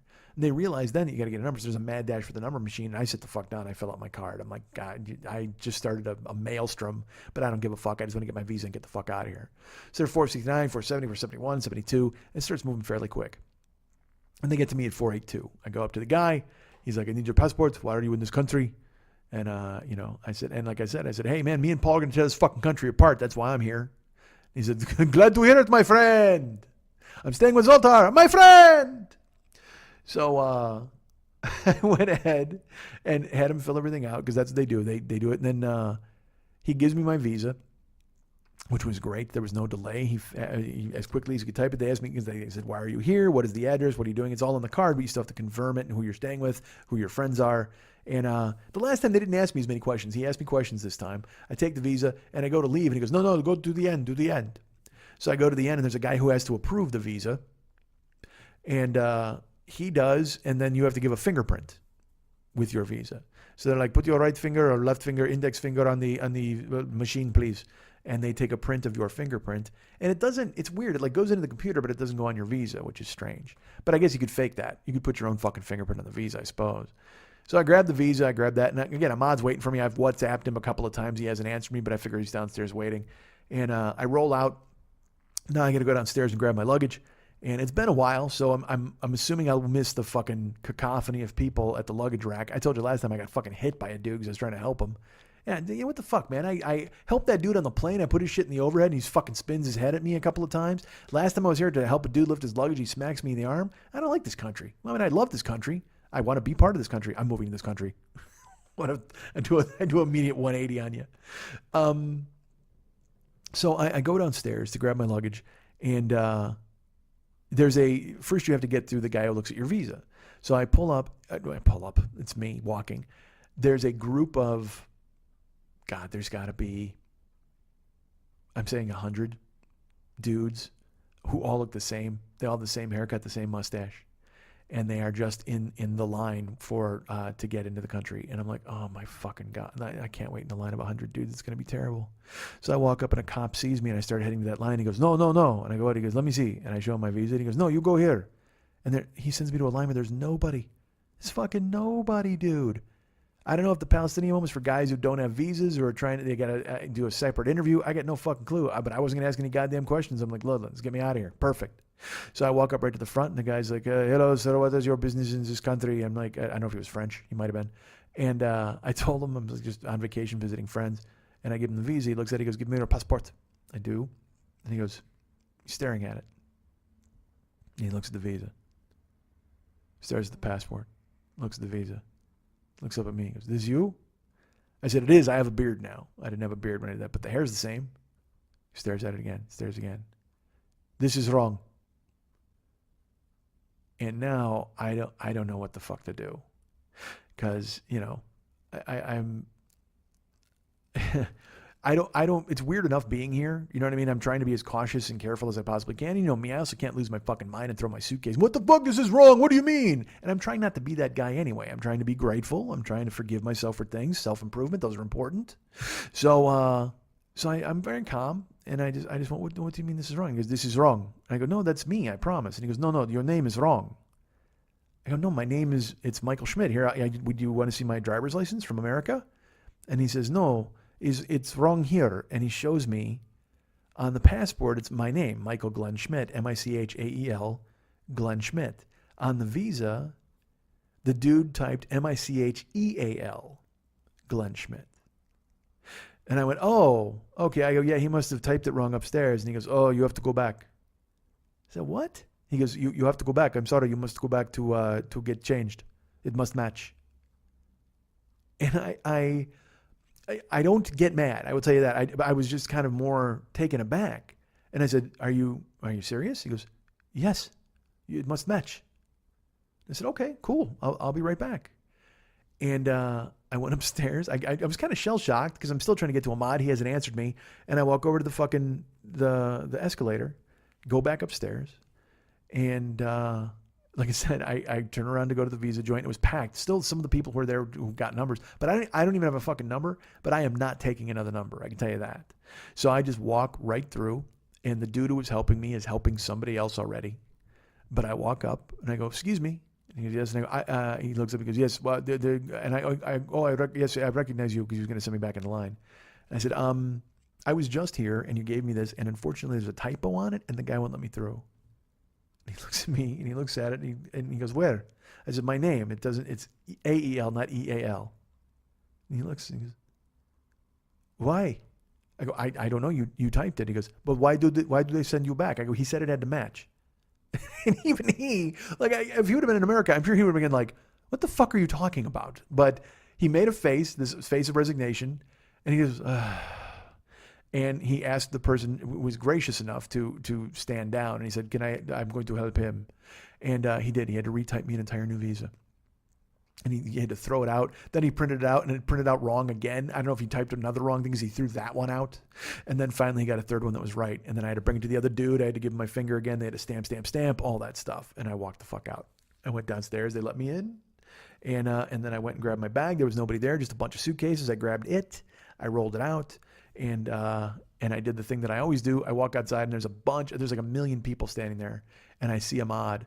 And I see him, okay? But it doesn't matter. So I still go, Ahmad! And I start waving my hands. And everybody looks at me, and Ahmad hides his face. And I go, Ahmad, over here. Hey, Ahmad. And he does not look at me. And I continue to yell. And the police are looking at me, and other people are looking at me. And then finally, he raises his hand. And I go, oh, there you go. All right, gotcha. And I walk over and he goes, I knew you were going to do that to me. And I gave him a big hug and I didn't fucking care. We walked out to his car. I went and got some water. He was nice enough to bring some dinar to bring me some fucking, get me a beverage. And he's like, I was going to take you right to Kebab House. He goes, but I will tell you now, the Kebab House is closed. And my mom just contacted me, and so she just got back from China. I got to get home, got to take care of some stuff for her. I said, that's no problem, dude. I go, I've been flying for 24 hours or whatever the fuck. Take me home. So we went to the building, Paul's Airbnb, and I didn't know, like we found it, and I didn't know how to get in there. I texted Paul, I told him I'd be there. And then there was an entrance, and he'd let security know. So we went in and we drove up. There was nowhere to park, and then Ahmad gets out to look for a door for me, and then security comes over and they said, no, what are you doing? And a lot of security in this country, which is good, I suppose, but also a lot of security that I could look like I could take, which doesn't inspire me with a lot of confidence if anything happens. But nothing's going to happen. Nothing ever happens here. Like I said, this is the Oingo Boingo of countries, and I'm the Oingo Boingo of this country. Nothing bad ever happens to me. Nothing bad ever happens here. So we walk around, and I'm looking for an entrance, and the security guy goes, all right, come with me, and Ahmad leaves. And he brings me in, and there's an elevator, and he's very vague. He's just like, go there and push a button. Because, I mean, this is, the addresses aren't like America. It's not like he lives at 671 Main Street. He lives at this building in this floor with this apartment, but then the number, and it just wasn't very clear to me. So, thankfully, I go to the elevator, and there was a very nice woman there. And I said, excuse me, do you know where I'm going? And she said, where is it? And I gave her the address. She goes, oh, yes, please get in. And she pushes a button. And there was a letter. I was going to a letter and I was going to a number, both. So she presses the number and there was a letter button too. And I go, no. I go, I think we have to press the letter button. She goes, no. The letter button is for a different entrance. You have to go to the number and here's why. And she explained everything. And then I went, oh, fuck. All right, that makes sense.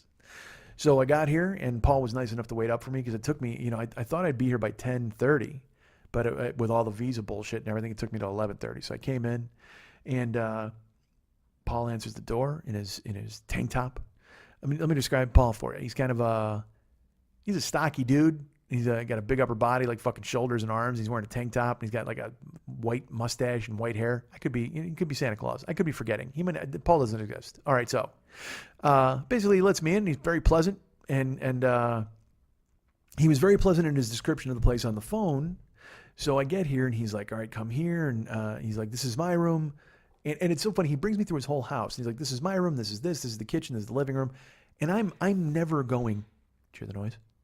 I'm never going anywhere in a building if the doors are closed. Like, I mean, this is not my apartment. I'm in the living room now talking because he said I could, and also because there's nowhere to sit in my room. It's a bed. It's a bed and two bed tables and a TV on the wall mounted. There's no chair, so I'd have to sit in the bed to record, which I didn't want to fucking do. And I looked around. I'm like, well, I don't know what I'm going to do here, but I won't go in your house. And he's like, all right, well, here in the kitchen. He brings me in the kitchen. He goes, here's pots and pans if you want to cook anything. I'm like, dude, that's not happening. I promise. He goes, okay, well, in the fridge, he goes, we have yogurt. He goes, I'll put out breakfast for you in the morning. And I said, that's so cool. You don't have to do that. He goes, no, I will. He goes, there'll be just croissants and some cereal, and there's milk in the fridge, and then there's yogurt. You can do whatever you want. And I got to be honest, man, it was awesome, an awesome offer, but I'm not eating his food. That's fucking terrible, right? It's not terrible. It's great. But what I mean, I guess I don't want any milk. I don't need cereal at my house even. But I would eat yogurt and a croissant, I suppose. I don't know. But I was like, I just was trying to go, look, you're very nice, but I won't, because he even goes, if you want to use DVDs, there's a DVD player in your room, and you've got this right here. He's got a whole cabinet full of DVDs, and he's like, in the living room, please don't put the shades up, and whatever. He was very nice, and he had his wrap down, and I was listening to all of it, but at the same time, in my head, I'm just like, this is really it's way too nice. It's not even way too nice. It was such a welcome change from what I went through in Las Vegas and New York. And it's not like I don't deserve someone to be nice to me, but boy, did this guy make the extra effort. He's like, I'm going to make you breakfast. I got a room. It's got a key with a lock. And here's a house key with a lock. Please lock the house when you leave. Lock your door whenever you want. He brings me in my room. It's a fucking king-size bed. There's a shower with a fucking rainforest shower head. And he's got tons of, because I brought my own toiletries, but he's got body wash and soap and fucking shampoo and conditioner, and then in the medicine cabinet, he's got like 15 miniature ones, like for hotels, of shampoo and 15 of conditioner. He's got body lotion. He's got all sorts. I'm just like, dude, this is amazing. And he's like, yeah, there's an iPod deck if you want to play music in your room. You know, the TV here, a satellite dish. You got a DVD player. You've got 2 spaces in the closet where you can hang your stuff up, and then there's shelves if you want to put anything on shelves. I'm like, dude, am I moving in with this cat? What the fuck is going on? And he's like, please, the other doors that are closed, you don't have to go. I go, well, dude, I'm never going in your room. He goes, you're not? And I go, well, not when you're here. And thankfully he laughed. And then he took me down. I said, and he had a water dispenser, because that's important here. You got to drink a ton of fucking water. I usually buy a case of water and just fucking hide it in the house or in the hotel. And he has like a Sparklets machine, but it's an Aquafina machine, but it was empty. And I go, dude, I'll be honest with you. Of your hospitality, I will drink all your water. I'm just letting you know, because you can't drink the water out of the sink. So I drink a ton of fucking water. As a matter of fact, my voice is starting to be gravelly. Hold on. Arwa. So I decided, I was like, I'll drink all your water. He's like, well, I'll put a new bottle here in the machine. He goes, but there's bottles of water in the fridge if you want to have them. Could not have been more gracious or fun or nice. And I don't know about fun, but gracious or nice or friendly. So he tells me to go in my room. He goes, there you go. Do what you want. He goes, I leave for work at 7 a.m. You've got the run of the house. Please make yourself at home. He goes, if you're going to use any dishes or anything like that, wash up after yourself. And he goes, here's a book. And he hands me a pamphlet. And he goes, this is a book about your stay here. And you can review it. And it'll tell you all you need to know about the neighborhood and the apartment and the rules. I'm like, all right, dude. So I go in the room. I sit down. And this book describes everything that he just basically told me, but in 8 pages. He's like, there's a chemist's around the corner. There's a dry cleaner. There's a shop that sells vitamins. There's a gym and a pool that's on this level. You can use this. Just be quiet and be nice. I mean, everything you could possibly have covered is in there. Everything. It's so great. So I'm sitting in the room. I'm reading the book. I'm kind of relaxing because, again, it's been whirlwind. And I was pretty fucking beat because I hadn't slept. Like I said, I will tell you this. On the flight from Dubai, I talked to Amanda from Zimbabwe. And then when they started with the, all right, well, we're going to go ahead and taxi now. They started taxiing out like a fucking light. Woke up when we hit the ground in Dubai. So I slept like an hour and 45 minutes on that flight. And when I got here, I was fucking jagged. So I was like, all right, man, I'm going to crash. I go in there. I'm reading the book, the 8-page book about Paul's house, about Paul's boutique. It was what it was. It was like the liner notes for Paul's boutique. I just buzzed it out like when you get a CD and you pull out that cardboard and you unfold it. That's what it was. It was all the descriptions. And I read that, found out what I needed to do at Paul's joint. And as I'm sitting in the room, that noise happened. Which, if it goes off here again, I've pointed it out a few times. And look, here's the thing. Once it happens, I sat there and I'm frozen. Because I don't recognize it. I wonder if I did something. I wonder if something's falling apart. But then I will tell you, because I'm a weirdo, this is totally true. This guy was super friendly. I'm in his house. He tells me you can lock the door to your room. I lock the door. I sit down on the bed. And then I hear... And my first thought, because I'm a weirdo, because I've read too many fucking serial killer books, I thought, what if he's discharging poison gas into the room? Or not even poison gas, sleeping gas to knock me out so that they can come in and fucking Uncle Ernie the shit out of me. How fucking terrible would that be? Because, I mean, when you think, oh man, he just gave me a key to the room and he gave me a key to the front door, that's pretty cool. Well, he's got keys. He can do whatever the fuck he wants. I could fucking pass out. I wake up and Paul's got me in a fucking rear naked choke. I mean, I don't know what the fuck will happen. I don't know, Paul. He seemed friendly, walking around in his tank top looking like Popeye. Not that Popeye wore a tank top, but I mean big fucking forearms. But still, man, I was like, this is kind of... I don't trust anything fucking completely. I just don't. So I hear... I can't do it now. And I in my head, I was like, what if that's sleeping gas to knock me the fuck out? But I should tell you, 15 seconds after it goes off, the whole room has like a pleasant floral scent. So it turns out, and I didn't know they had these, there's some weird plunger device you plug into a wall, and it's a deodorizer, and it sprays pleasant scent into the air. Now, could it still have been poison gas? Yes. Did it smell like almonds? Perhaps it did. It smelled like almonds, and I'm going out. It could have been poison gas still, but it was a very pleasant smell. And I realized, oh, dude, that's just a fucking like room deodorizer, you idiot. Because he's got strangers sleeping in his room, and he doesn't want it to smell like fucking hobos all goddamn week. But it didn't stop me from wondering or worrying in that instant for 15 seconds. In that 15 seconds from no, I can't even do that. Well, I had the noise down. But for the 15 seconds between that and then the floral smell, I panicked and I was like, Jesus Christ, what is that? Sleeping gas? He's going to come in here and molest me? What the fuck is he going to do? He's going to kill me in that amount of time? Well, no, he wouldn't do that. That'd be fucking ridiculous. But I mean, I'll be frosty and ready to defend myself if anything happens, right? I'm going to be squared away. I got my fucking luggage here and nothing's all packed. I mean, fuck, I could just grab it right now and run at the goddamn door. But then again, oh, wait, there's a floral smell. Okay, terrific. We're fine. I apologize. I overreacted. I don't know who I'm apologizing to. Maybe myself. But my head fucking panicked and I went bananas, which was foolish and silly. Of course. So I went to sleep. I crashed out, and then I woke up the next day. And Ahmad is like, "Dude, we're going to breakfast." And we went to a Kuwaiti breakfast at a place called Dam Hadar. I don't know, Dar Hadam. He sent me the name. They all sound the same. Look, all these fucking restaurants. But it was really good. He ordered like a traditional Kuwaiti breakfast platter, and it had honey and cheese and olives and hummus and like a yogurt labna dip and some sweet cheese and fucking mint and basil and cucumbers and peppers and tomatoes. I mean, dude, it was fucking fantastic. And then we ordered some shakshuk, which is eggs poached in tomato and chilies and peppers.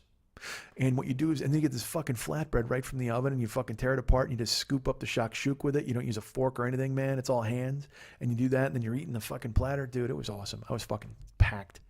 And the first day was spent basically going to get a bunch of my stuff because, I forget shit. So I had to go get stuff for my ear. First of all, they don't sell peroxide in this country. I found that out because I guess it's a caustic chemical or whatever. The Iraqis took it when they left. I get no fucking clue. But they don't sell peroxide, but they sell something. We had to go to a chemist and they had something called Otixol or Oxetol. And it sounds like a fucking pesticide, but you spray it in your ear. He told me, he's like, spray it 3 times a day and leave it in your ear for 2 minutes. Dudes, it's doing nothing. I mean, I did it yesterday. I did it twice. I know 3 times a day, maybe that'll work, but I was going out and it's like oily. It's just fucked. It's like, and I don't like spraying shit in my ear either. I'm a weirdo, but I'll keep trying it. We'll see if it works, but my ear's still kind of fucking jagged and fucked up. Why am I saying jagged instead of ragged or fucking jacked? I don't know. Dumb. So we went and we did that. I had to go get mouthwash. And what was the other thing we needed to go? Oh, I needed adapters. Get this. So that's the one thing Paul doesn't have in his fucking house is adapters for American plugs. He's like, oh no, I have British plugs. And so we went to a supermarket and we bought adapters and I got them here and they did not fucking work. They were wrong prongs. And no one likes wrong prongs, which is not a bad band name, but a terrible thing for your adapter. The wrong prongs. And so I told him, I go, look, I hate to be this guy. Because to record this show, I needed a laptop to be plugged in order to get it charged and ready to, whatever the fuck. I mean, I need electricity. I'm a grown up. So we went out driving around. We went to the supermarket. I bought a case of water, brought the stuff to my room, hung out here. And he dropped me off. He's like, all right, we're going to the movies tonight. We're going to go see Lego Batman. Him and his crew. I said, great. So he dropped me off for a couple hours. I did some, I posted some Facebook stuff, some stuff on Instagram. And then I answered some emails. I booked the comics. Like I said, I finished that. All that stuff I've talked about a million times. And then that was it. We went out last night. We went to go watch fucking Lego Batman. I was excited just to go to a movie theater here in Kuwait. We went to a place called the 360 Mall. Guess why it's called the 360 Mall? Time's up. It's a circle. So we walked in there, and again, it's fancy as fuck. We go upstairs to the theater, and we were meeting his friends. It was me, him, and Fawaz showed up. I should tell you, Fawaz is a very gentle soul, a really nice guy. And he shows up, and he's wearing a dishtasa. And the she-cat. He's got the whole fucking thing. And I tell you what, he looked fucking awesome because he had a black dishtasa with a white she-cat and the black crown. Oh, man, did he look fucking sharp. And Fawaz showed up, and he was very nice. And Ahmad said, he goes, my friends are very excited to see you. And you know me. I'm just like, well, I'm sure they are, whatever. But they are, man, which is fucking great. I mean, these guys are my friends now. And... there's a lot of things I didn't even cover when I was here the last time in Kuwait, but, I'll get to them. Maybe I'll talk about them next week on the show because I mean I'm already, right now honestly I am recording in the living room. There's no outlet, so my battery, I'm watching it go down as I talk, and the last fucking thing is I want to lose this show, so I can't. And also I still got other shit I got to talk about. I still got clams on display to discuss. There are no clams on display, but still I want to talk about them anyway. So Fawaz shows up and he's just this soft-spoken gentleman, and I shake his hand and I keep forgetting. Like I shake his hand and in America you shake a dude's hand, you pull him in for like a bro hug or whatever. So I did that and he kissed me on the cheek. So I kissed him back because I keep forgetting that's kind of a custom here. And then I let him go. And then so then Fawaz is there, and then Ahmad too showed up, and Abdullah showed up. And the five of us are going to see the Lego Batman movie at the theater. And I should tell you, man, this theater was fucking packed. I mean, it's a Wednesday night or whatever the fuck, or is it? Yeah, it was Wednesday night, and the theater isn't that an empty seat in the fucking theater. And there's little kids running around and all sorts of people in dishdases and other people in like normal clothes like I have. No, the dishdas is not normal clothes. Over here, it's normal clothes. But there's people in jeans. I mean, it's just a cool mix of people. And they're all there to just fucking hang out and see a movie. And like I said, I was excited to see it because I didn't know if I was going to have to read it or what. And I will tell you, so I wrote on Facebook, I was like, I don't know if it's in Arabic with English subtitles or in English with Arabic subtitles, but who knows? I'm excited. And we go to the concession line. And this made me laugh because they had popcorn, they had candy, they had caramel corn, they had these weird, funky drinks that you can get here. They had water. But I'll tell you what, if you've ever been, I'll say this, many times I've been at the theater and I've thought to myself, God, you know what? I love movies, but you know what goes really well with a movie? Club sandwich. Absolutely a club sandwich goes well with a movie. So, sure enough, man, there was a club sandwich on display, a smoked turkey, a Caesar wrap, nachos, but like weird looking nachos to me, like the chips were red. It was fucking strange. And then they had ice cream and crepes. They had fucking crepes that you could bring into the fucking theater, which cracked me up. But I loved the club sandwich. So I told Ahmad, I go, they were like, well, what are you going to get? Popcorn? I go, I'm getting a club sandwich. And we got to the fucking counter, and the Pakistani guy behind the counter was like, what do you want, brother? And he's like, all right, well, let's do this. I need waters. I need these. I need that. He goes, and I need a club sandwich. I go, dude, I don't want a fucking club sandwich. He goes, well, you said. I go, no, dude, I don't. You know me. And he's like, all right. So he goes, but I'll get it for you if you want it. I go, I don't. I was being stupid. I just think it's hilarious to have a fucking club sandwich on the menu. We go to the theater, and we sit down. And the movie, I will tell you, was in English with Arabic and, for some reason, French subtitles. And then this is the best part, though. All of the previews are in Arabic, so they're showing you, and there's posters for movies that are coming here. I'll put some of them up on Facebook or Instagram. And they cracked me up. I was like, I can't believe Owen Wilson in Rock Dog is going to be playing here. I don't know if that's even coming to America or if it's an old movie. I've never heard of it, but there was a poster for it in the fucking theater. There was posters for Logan and Rings 3 or whatever the fuck, but there was also posters for foreign movies that were coming to town. So I took a couple of photos of those, and the movie itself, I was resisting seeing Lego Batman, and people are like, don't spoil it. I mean, I don't know how I could spoil a Lego movie. I'll tell you this. It's a joke machine. Like, I did not see the first Lego movie. Everybody's like, you got to see it. I go, I'm just, it seems like a kid thing. And then I see the movie last night. I go, oh, I fucking get it. It's kids looking at like Legos hop around and yell. And then it's all kind of like grown up jokes. I mean, it wasn't dirty. It wasn't filthy. It was just, and I resisted seeing the Lego Batman movie because I said to myself, you know what? I'm a weirdo. I don't want to see Batman be a fool. I know that sounds ridiculous. I don't want to see them make fun of Batman, and I don't want to see the Joker be a jerk, not malevolent and mean. I don't want to see them be silly. And then when I saw the movie last night, I'm like, this is exactly what you need to see. You need to see them be silly. Because if you really think about it, these are ridiculous movies on their face. It's a billionaire who dresses up like a bat and fights crime, and there's a guy with chalk white skin who wants to kill everybody. I mean, it's just foolishness. So to see it last night, it was foolishness, but with a message, and it also was cool and fun and funny, and now I can't wait to see the Lego movie. And also it did that thing that I've talked about on the show. I love when you cross characters. So like in this movie, there's, the Joker teams up with villains from things you wouldn't expect. Again, well, fuck, a spoiler alert, okay? Like, for some reason, the Joker and King Kong are friends. I don't want to give it away and why, but it cracked me up. I'm like, dude, that's fucking hysterical. Because I've always talked about that. I'm like, why couldn't Batman fight Freddy Krueger? Like, that would be fucking so great if you could see that. Or if you saw, like, John McClane from Die Hard try to fight the Joker. Like, you'd just be like, this is phenomenal. I love the idea of cross-pollinating, and I guess Lego owns a bunch of the trademarks, because Ahmad was telling me afterwards, he goes, dude, they own all these characters, so they can go ahead and combine them all. He said the Lego movie is even crazier than that, with all of these characters you've never seen together, all bunched up. I mean, again, I can't give it away. I don't want to spoil shit, but dude, go see it. See the Lego Batman movie, and it's just a non-stop joke blizzard, but also with inside references to old Batman stuff. And I go way back. So, I mean, I got all of it. I mean, I picked up all of it. Whatever they laid down, I picked it right up. And then it's exhausting. I will tell you this. The Batman Lego movie is fucking exhausting, because you are reading, even when he's talking, there's a sign behind him, or there's a joke in the background, or there's some theater marquee or a street sign, or there's all sorts of jokes just crammed in there. And that's my favorite type of thing. That's what I loved about 30 Rock. And they never passed up a joke. There was never any opportunity for them to pass anything up. And they just fucking kitchen sink the shit out of you. And that's what this movie does. It's exhausting, because it moves at a breakneck speed, and it is just jokes and jokes and jokes. And Michael Cera is fucking brilliant. And Will Arnett. Now, I don't ever want to see anybody else be Batman. I know that sounds ridiculous, but Will Arnett, his voice was fucking, he wasn't over the top ridiculous, where like Affleck has to use that fucking flanger and Christian Bale's like, "Warr!"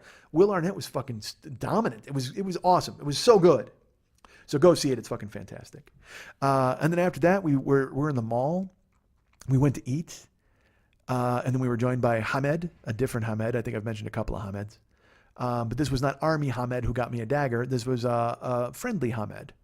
Not that other Hamed is not friendly. But it was Hamed and Fawaz and me and Ahmad too. And our friendly Abdullah. Abdullah was there as well. And they just started ordering food. Like, I don't order. I just turn it over to Ahmad. I go, I'm going to trust you. You know I'm going to like whatever you get. So they ordered a couple of meat makboos. And there was like these vegetable samosas that came. And there was a hummus with meat and pine nuts. And then there was something called galapta. I don't know. It was like chicken and noodles in a tomato sauce. And then there was pork kebabs. I mean, dude, they just started ordering fucking crazy amounts of food. And it all comes with rice. And then we drink this stuff called Vimto. Dudes, I got to find it in America. I'll just stock my fucking fridge with it. I'm sure it's bad for you, but it tastes like black cherry soda or red cream. There used to be, when I was growing up, there's a soda called red cream soda. That's what Vimto tastes like. It tastes like melted popsicles, but it's not super sweet. It's like berries and syrup, and it's just fuck, dude. I had Vimto at breakfast. I had Vimto at lunch. I had Vimto in the morning. I had Vimto in the night. I'm a Vimto guy. I'm all over Vimto, but it was fucking smooth as hell, and I drank that. You know what it is? And Ahmad and I were talking about it. You just want to chug it. I don't know what the property is, because it's not carbonated and it's not all bubbly. You just want to fucking, I mean, just keep drinking the fuck out of it. It's so smooth. It almost tastes like it's not like wine, because like wine has that acidic tang. It's like if you had red wine that didn't have any liquor in it, that's what it tastes like. God damn, it's fucking smooth as hell. It tastes like red cream soda. It's just berries and fucking smoothness. God damn, is it awesome. So I had some Vimto. What was the other dish they got, man? I don't know, but it was just a pile of fucking food. And then it comes with, they keep bringing this fresh baked hot bread, this flatbread, and you're tearing that off and eating it. And I was telling you the story where Abdullah, or Ahmad too, was telling a story about their old friend. They have a friend. They were out with a British guy, and they told their friend to talk to the British guy. Because I told you, one thing they love in this country, they love making fun of one another and just making each other look stupid. They still, they're all 28, but they're playing pranks on each other like they're 9. And so they told their friend to go talk to the British guy, and the British guy is talking to him, and he's going, yes, all right, where are you from? Britain, England, oh, okay. And so that's the extent of his English. But then the British guy then launches into some big diatribe about fucking Cambridge and whatever the fuck else he's talking about. And their friend is just going, yes, yes, yes. And then he's talking more about England. He goes, oh, yes, yes. And he said he did it for forever. Like, he just all night long, he's talking to the guy. And I first of all, I don't understand how the British guy doesn't even pick up the fact that he's totally getting punked. But their friend is just going, yes, yes, oh, yes, yes. He has no idea what the English dude's talking about. And I don't know who that's fun for. It's fun for them because they still talking about it and they were cracking up last night. But in my opinion, if you're the guy going, yes, yes, you're caught in this fucking loop talking to an English guy. You don't understand what the fuck he's saying. You're just going, yes, yes, for the bit, for your friends. I guess if you commit to the bit, you commit to the bit. So he made his friends crack up, and they're still talking about it now. So it worked. But in my head, I'm just like, that's got to be miserable, talking to a guy you don't even know what the fuck he's saying. But the British guy, completely oblivious. Yes, yes. Oh, and then I went down to the lorry and I saw the Queen. Yes, oh, yes. I'm like, I can't even imagine that fucking discussion. So we eat, and everybody's pooling their money and they're throwing their money into a basket. And I will tell you at the theater, I needed water. So Ahmad bought 2 waters at the concession stand when he was going to buy me a club sandwich. And we went and sat down and I said, hey, are these waters for me? He's like, oh, no, I'm sorry. I should have asked. And I go, yeah, I need water. And he's like, well, here. And he gave me some Kuwaiti money because I got American cash. I haven't been able to get to the fucking exchange yet. And hold on, there's a noise. Oh, it's called a prayer. Can you hear it?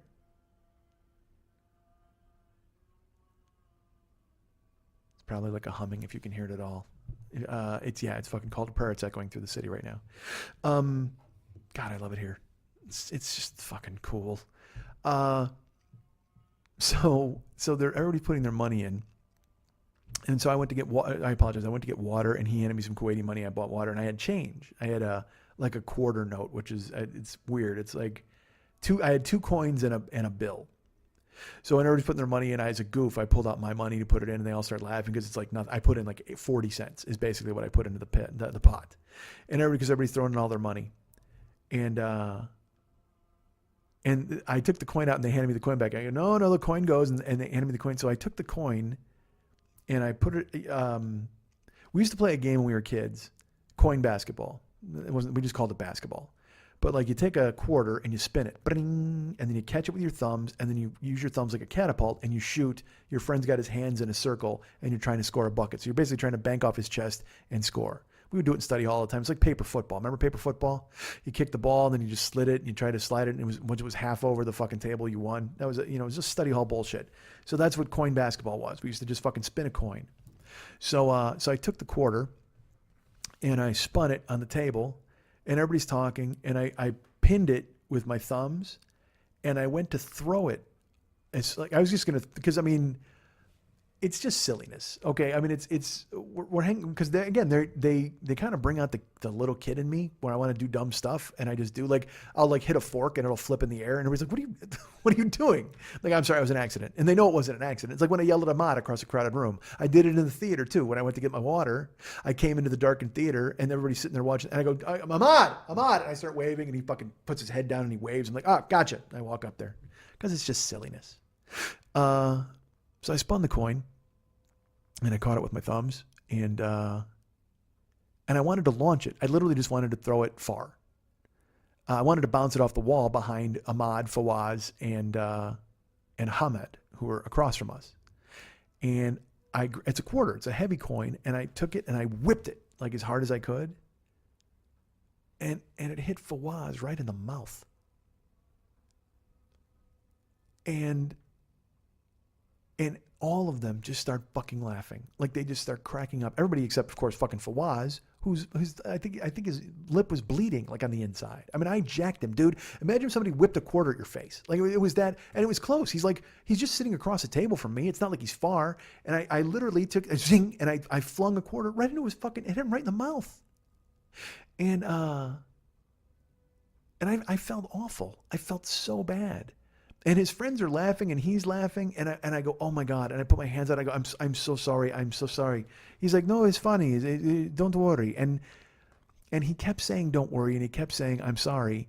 But for some reason, I was able to put myself in a shame place. Like if I was him, okay, and this guy he has only met a couple times, and is a guest in his country, and he's being kind to him, and he's in they're being friendly and accepting. And earlier this guy kissed me on the fucking cheek, and I blasted him in the mouth with a fucking quarter. I felt like a dick, and I continue. I profusely apologize, and his friends are like they're cracking up because again, that's the thing. They want guys to look stupid. They think it's hilarious when something bad happens, and so they're laughing. They're like, "No, dude, that was fucking hysterical," and I'm just like, "It's really not," because he's the butt of the joke, and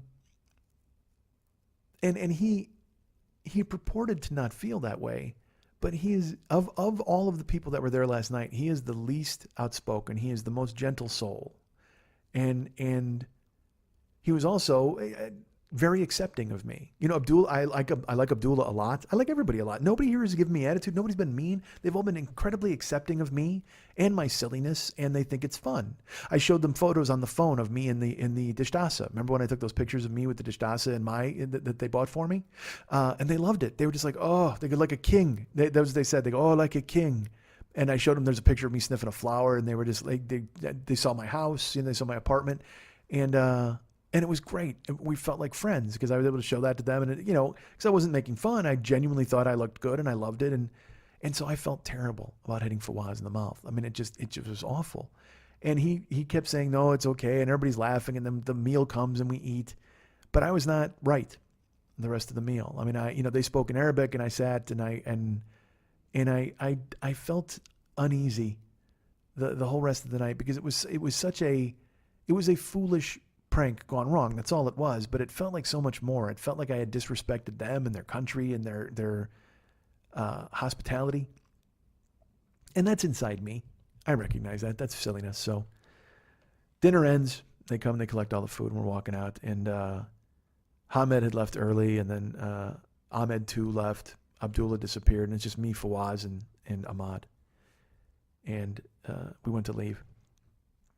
And Fawaz he put his hand out, and I said, I am so sorry about today. And he's just like, no, it's okay. It's all right. It's very fun. I go, no, I don't want you to think that I disrespect you. I did not mean to. And he's like, no, stop, please. So now I'm making them uncomfortable by apologizing so many times. It's probably just for me and not for him at this point. But it still felt, I've come here to see them as friends, and to do something like that, it seemed harmful. And he was very nice, and I hugged him goodbye, and he left. And I looked at him and I go, man, that was just fucking terrible. He goes, why are you saying that? And I go, well, it was awful. I did not mean to hit him in the mouth. He goes, you got to relax. He goes, it was funny. I go, no, because it made him the butt of the joke at the table. And he goes, that's what we do. He goes, we're all the butt of the joke sometime. It's nothing to worry about. And he goes, you're one of us. And that meant a lot, because I was looking at it as if I were some outsider who had come to town. Like, yeah, I was Rodney Dangerfield at the country club. Hey, how you doing? What's going on? I hit you in the mouth. I'm gonna laugh. It's fucking hysterical. They're all gonna get laid. Hey, you know what I'm saying? Right now, let's go. And I didn't want to be the fucking the fist in the punch bowl. I didn't want to be the fucking lout, and that's what I felt like. But that's on me. They didn't look at me as like that. They looked at me as one of them playing a joke and having fun. And it allowed me to relax. And as we were leaving the mall, I stopped. We had to get adapters. And again, I have no Kuwaiti money. So Ahmad picked up the tab, and I said, hey, look, I'm sorry about this. He looks at me and he goes, you got to stop apologizing for your bullshit. I said, well, I'm just letting you know that I'm not trying to get over on you. He goes, I know you're not trying to get over on me. He goes, I brought you out here. He goes, you need to stop apologizing. You need to say thank you and recognize that nobody is judging you. And we all recognize that your bullshit is your bullshit. You don't need to apologize for it. And I was like, oh, you tell me I'm full of shit? He goes, well, I'm just saying you don't need to apologize for everything. Say thank you and everything's good, and you belong here. And he's right. I belong here. And man, is that a great feeling. You guys can get me at mike@MikeSchmidtComedy.com. You guys can be my friends at Facebook.com/the40yearoldboy. You can follow me at Twitter.com/the40yearoldboy. I'm there lurking. You can go to Snapchat. I'm there at Mike40YOB. I'm at Instagram at Mike40YOB. I'm putting up assorted photos, and I'm cataloging this trip a little bit. Like I said, I had ideas and thoughts about doing a whole bunch more, but it seems rude to do it while people are hanging around, but I will do as much as I possibly can. So look for that. Instagram, Snapchat, maybe not Snapchat, but Instagram. Well, fucking follow me on Snapchat anyway. Who cares? Mike40YOB. Instagram, Snapchat. There's a big noise. Instagram, Snapchat, Twitter, Facebook, and Facebook, Twitter. Yeah, that's all of them. Instagram, all that. Write me an email. Who cares? Remember that David Hernandez does all the artwork for this show. As a matter of fact, you can see the new artwork is fucking amazing. And then the timeline on Facebook is really cool too. He made me laugh when he said fucking Schmitty to Electric Boogaloo, which made me crack up. So that's Dave. You can follow him or be his friend at facebook.com/David Mex Hernandez. And also, please remember that he has artbydmh.com. That's artbydmh.com. That's where he is putting all of his artwork that you can look at and buy, and you can actually hire him to do original stuff. He works in all milieus. If you say to him, hey, dude, do me a favor, paint a portrait of my dog using cat food, he can do that. That's what he dedicates his life to, in addition to drawing me with a beard. I mean, that's who he is. So go to artbydmh.com. Contact him there if you want something done custom. But also he's got his Guy Cons, his Valscapes, all of that stuff's available. And he's churning out new work all the goddamn time and putting it on for sale. And let me throw this out there too. If you are someone who uses an online, if you're an artist and you have any information about how Dave can, find more avenues to display his art. He and I had talked about DeviantArt, and I know he reached out to some people and got some bad feedback about that. If you know of places online where he can actually put his stuff up and have people look at it and possibly buy it, I don't know. If you're an artist and you have any sort of experience with that, contact him. Find him at facebook.com/David Mex Hernandez, because we're always looking for ways to make that happen. And he has artbydmh.com, which has turned out to work very well for him. But he's also looking for other places. Because I told him, I go, dude, get an Instagram. You got to get in these places and display your work, and then you'll just drum up a lot more people, maybe sharing your stuff, and who knows. But at the same time, then you get gun shy because it's fucking online. You don't want anybody to fucking pinch it, which is a drag. But still, I guess it's the price you take in this crazy mixed up world of ours, except for Lola. So that's Dave. Remember, Ryan Dirks does all the web stuff for this show. He's the coolest. Go to facebook.com/Ryan Dirks and be his pal. And our producer of this show is our great friend Lily Von Stupp. Lily is available. Well, first of all, you can find her at facebook.com/Lily Von Stupp, and her friends are dwindling, so you can get in there and then write her a note, tell you're a listener, and you'll get carte blanche. She will allow you to the front of the line, as long as you're not a dick. Who's a dick, right? You? What'd you throw a quarter in Lily's face? Fuck you. You're not her friend. So she's there at facebook.com/Lily Von Stupp. You can follow her at several different Twitter accounts, twitter.com/Lily Von Stupp, twitter.com/MNTs, twitter.com/HollywoodBQFest, and twitter.com/Boobdini. But if you'd like to write her a personal note and find out if she's going to wait for the doctor to do the operation or if she's just going to scoop the fucking eye right out of her skull with her own grapefruit spoon, you can write her at lily@burlesque411.com. That's Lily, Lili, at burlesque411.com.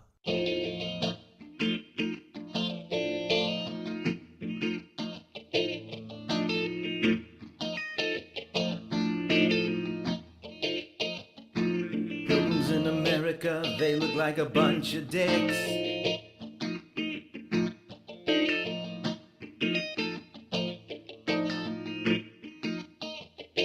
Checking out the buffalo and they're scoping out our chicks. Pilgrims in America, I'm a Native American. This is where I was born. I'm afraid of your Bible. I'm afraid of your porn. I'm a Native American. I'm afraid you can't stay. We don't want country music. We don't want Subway. I'm a Native American.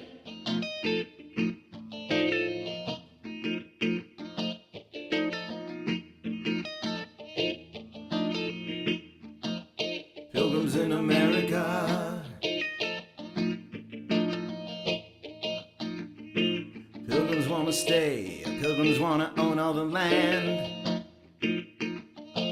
Pilgrims go to Starbucks, pilgrims eat at taco stands.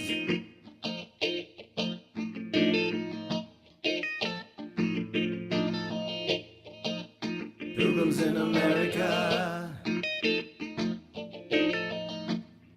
I'm a Native American. This is where I was born. I'm afraid of your Bible. I'm afraid of your porn. I'm a Native American. I'm afraid you can't stay. We don't want country music or to eat at Subway. I'm a Native American.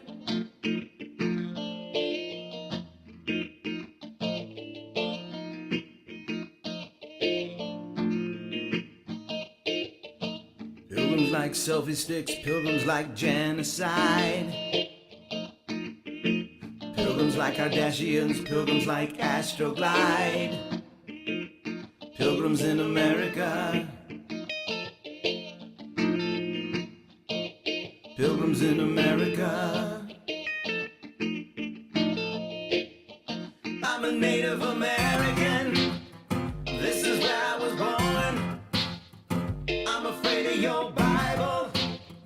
I'm afraid of your porn. I'm a Native American. I'm afraid you can't stay. We don't want country music or to eat a Subway.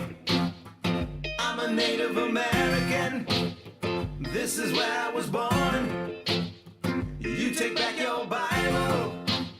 We'll take back our corn. I'm a Native American.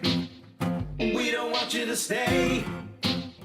You can keep country music. You can keep Chipotle. I'm a Native American. What is an American? What is an American? What is an American? What is an American? God is an American. Obama's an American. Or is he un-American? Want to remind you folks about the Monday Night Teas every Monday night at the 3 Clubs on Vine at Santa Monica. It is a notorious show. That seems like a word that's a bad word, but it's not. It means it's good. It means people know about it. No. Notorious, but ding. Don't hear about it. All right, so it's a notorious show. Go watch ladies wave their labias in your face. Go watch nipples on display. Go watch ladies doing creative dances with costumes that come flying at you in 3D. If you don't walk out of there wearing panties on your ear or a bra around your head, then you have not had the full Monday Night Teas experience. I can say these things because the producer is not here. She's our good friend Lily Von Stupp. Hi, Lily. Still not here. But as I've mentioned, you can get tickets. Go to Monday Night Teas, Facebook.com/Monday Night Teas, and become a friend or a patron of that page, or a liker, I guess a liker. And then you'll find out who's coming to town and when you can buy tickets and go check it out and have a good time and see those shows. I don't know who was, I guess there was a Vegas show in town this week, and then I don't know who's coming next week. But again, please go to Facebook.com/Monday Night Teas, and it will have all sorts of information about who's coming to town. Buy some tickets, have a good time. Go there, and you know what? You may see our friend Les there. Our friend Les is living in Los Angeles now, and he came out to 2020 last time, and now he's lurking. He's hanging out. Going to get a gig, make Los Angeles work for him, make it bend to his will, his Les will, and that's cool. So go ahead and say hi to Les if you're there. I don't think he'll be there, but he might be. Who knows? But all the ladies will be there. All the single ladies. They'll put their hands up because they're up in the club. All right, never mind. I can't do that. So please go check out the show, Monday Night Teas. Go to Facebook.com/Monday Night Teas. Go to brownpapertickets.com. Tickets are on sale there always and forever. Just like a prom theme, always and forever. Get the tickets. Enjoy the show. Also, please remember that 2020 has done it again and again and again and again. That's a comedy show that I produce along with Lily. I book the people and then I talk at it. But then hopefully Lily will do some of the heavy lifting. That'd be great if she started promoting the show more, because I'm bad at it. But she's on board for that, and so am I. We're going to do it, I promise. So I booked a bunch of shows. I should tell you, it's coming. The next one's coming March 13th. And our great friend Tom Clark will be joining me. Is that who's... Christ, let me go ahead and figure this. Hold on. Let me figure out who's going to be there on those certain dates. Let's see. Because there's March 13th. And then there's March 20th. Let me check March 13th first. There's a lot of shit I should have done before you fucking came in. All right, so March 13th, Tom Clark will be joining us, the very funny Tom Clark. He's a comedian that I knew in the Midwest, actually. I met him once or twice there, and then he came out here, and he's setting the world on fire. And the very funny Sophia Alexandra will be there on March 13th. Tickets on sale now for Tom Clark, Sophia Alexandra, and me at 202020. Go to brownpapertickets.com, put in 202020, and get tickets for the show. Tom Clark, Sophia Alexandra. And we're doing it twice this month. Lily was like, hey, you want to start doing it twice a month? And I said, that'd be cool. And then she's like, hey, we can't do it twice a month starting in April. So we get 1 month where we're doing it twice a month. But she has another show that could not make March. And I thought it was going to be a permanent thing, and it's not. But that's fine because it means less comics for me to book, less work. You know I love less work. Actually, less work's going to be there on March 13th. No, Tom Clark, Sophia Alexandra, and me on March 13th. And then that's that show, which is going to be fucking amazing and cool and fun. And then get this, listen to this, friends. March 20th, 3:20. Our good friend Pamela Walt, who I had mentioned was supposed to be with us last month, but she was ill. So she's going to be there with me. And get this cool. Look at this. Look who I scored for March 20th. My great friend Eddie Pepitone is going to be coming out. The Bitter Buddha himself will be joining us to do a 20-minute set on March 20th. That's 3:20. Tickets are on sale now at brownpapertickets.com. So March 20th, March 13th, me, Tom Clark, Sophia Alexandra. And then March 20th, it is me and the very funny Eddie Pepitone, the Bitter Buddha himself, as I've mentioned. And then, of course, our great friend, Pamela Walt. Me, Pamela Walt, Eddie Pepitone, March 20th. Get tickets now at brownpapertickets.com. Also, if you're looking at April, if you're thinking to yourself, you know what, what's going on in April? There is one 2020, not two. There's one show, April 17th. And I'm very excited about this one as well. The very funny Nicole Amy Schreiber is going to be joining us. Nicole Amy Schreiber, along with another very good friend of mine, and I'm happy to get him. And again, I should tell you, all these lineups are subject to change with illness or bookings of other things like that. Because, you know, when you book popular people, popular things happen to them, and then they gotta have to do a different thing. But hopefully these schedules stick. Because in April, I've got Nicole Amy Schreiber and the very funny Howard Kramer from the Who Charted podcast is a good friend of mine, and he's coming out to the show. Me, Howard Kramer, Nicole Amy Schreiber in April. Me, Tom Clark, and Sophia Alexandra, March 13th. Me, Pamela Walt, and the Bitter Buddha himself, Eddie Pepitone, March 20th. Come out and buy these tickets. Have a good time. Check these shows out. And we're going to, I will tell you this, a lot of you have been very cool and you've been coming to the shows, and thank you. We're going to be promoting a lot more, so hopefully we'll be selling more seats, so it makes sense to buy tickets early. I will just say that because it gives us a good idea of what we're doing. And but especially with these names, I mean, I'm going to be promoting a lot more with these guys and Twitter and everything else and trying to get people in the door. It's an early show on a Monday. It's a tough sell. But with names like these, I anticipate that we're going to have some people in the house, and I'm excited about that. So please come on out, buy your tickets at brownpapertickets.com for 2020, March 13th, March 20th, April 17th. Thank you. Remember, we have a sponsor, our good friend Jerome from getthebutters.com. You can use the code 40YOB to get balms and bombs and lubes and balms and bombs and there was another B, I think. But butters and bombs and balms and bombs. At getthebutters.com, use the code 40YOB and you'll save some dough on there, and that'll make Jerome think that I'm a hitter. So please go ahead and use our code. He's got lubes, he's got and like last week we opened a bunch of them, we rubbed them on ourselves. They were fucking amazing. There was a a coffee and sea salt mask that I'm wearing right now. That seems weird that I'd be wearing it in Kuwait, but I snuck it over the border and I threw it on. Getthebutters.com, code 40YOB for all the products. Go ahead and use them. I vouch for them. I vouch for Jerome. I vouch for everything. And you will too once you use them. Thank you. So go ahead and grab those. Go to MikeSchmidtComedy.com. Go to the Joe Business page. We've got that there, which is lurking. All sorts of stuff is on Joe Business. We got shirts still. We've got live downloads. Those are there. We got all the download sets you can buy if you want. Please remember, all that stuff's getting posted on the YouTube channel. That exists.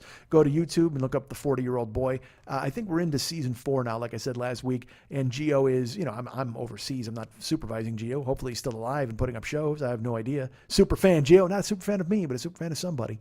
And he's taking care of business every day and every way, like BTO.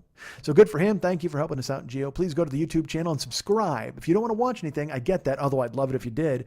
But subscribing is important because it lets YouTube put us in a different, stratosphere for advertising. And look, I know you hate ads. So do I. But I like traveling. So, I mean, ads are cool and any money I can make. And I like doing comedy rather than driving people around in fucking cars. Unless it's Gary Newman. I will drive around in my car. Because that's where I feel safest of all. So please subscribe to the show on YouTube and see, because again, there might be videos. I don't know how I'm going to get them from here. I don't know. I got plans. I got big plans. I'm going to go on the road, do a bunch of behind the scenes stuff. There's stuff I want to do. It's harder to do it here when I'm with a bunch of dudes, because I feel like a dick disassociating myself and then going, no, I got to put up this Facebook post. It's weird. Because I'm 50. If I was 20, I'd probably be less self-involved. Fuck, who am I kidding? I've been self-involved my entire goddamn life.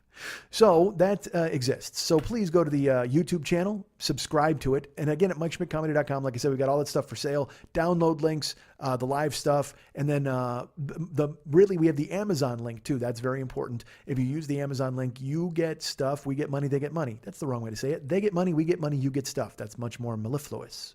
So please use the Amazon link, get some cool stuff, and have it all brought to your house and your place. And then we get money and they get money and everybody's happy. So what you do is you click on our Amazon link there on the Joe Business page, and that'll take you to our store. And you look around in there and you think to yourself, I don't want any of this stuff. So you go to the upper left-hand corner and you click through, and then you wind up going, hey, this is pretty cool. And you go ahead and use the stuff that's on there, and you go ahead and you buy anything you want on Amazon, and we get credit for it. And that's pretty fucking amazing. And then you'll be like our friend Drew Bennett. I don't know if he wants me to use his real name, but he bought a bunch of photography stuff there, and he sent me the page. Here's the thing. I don't know if he bought it, because it says Andrew Bennett wants you to see this purchase on Amazon. So I think he bought it all through my page. But then when you go to the page, it says he just wants you to see this page. It doesn't say purchase anymore. So I don't know what the fuck he did. I mean, but be like Drew, at least go and explore and look around and see if anything good is happening. Because it is. Oh my God, everything good is happening there. It's all happening at the zoo and at Amazon.com through our link only, though, of course. So please do that. Use our Amazon link and go to getthebutters.com and use all these cool things. Uber and Lyft, you don't want those. Nobody wants those. But still, if you do, write me and I'll fucking send them to you. And now, you know what? It dawns on me. I'm not stupid. So it turns to be, it's like 9:15. We're at the Agora Hills Canyon Club. It's me and Pat. We're in the back corner. See, you didn't think I was going to do it, did you?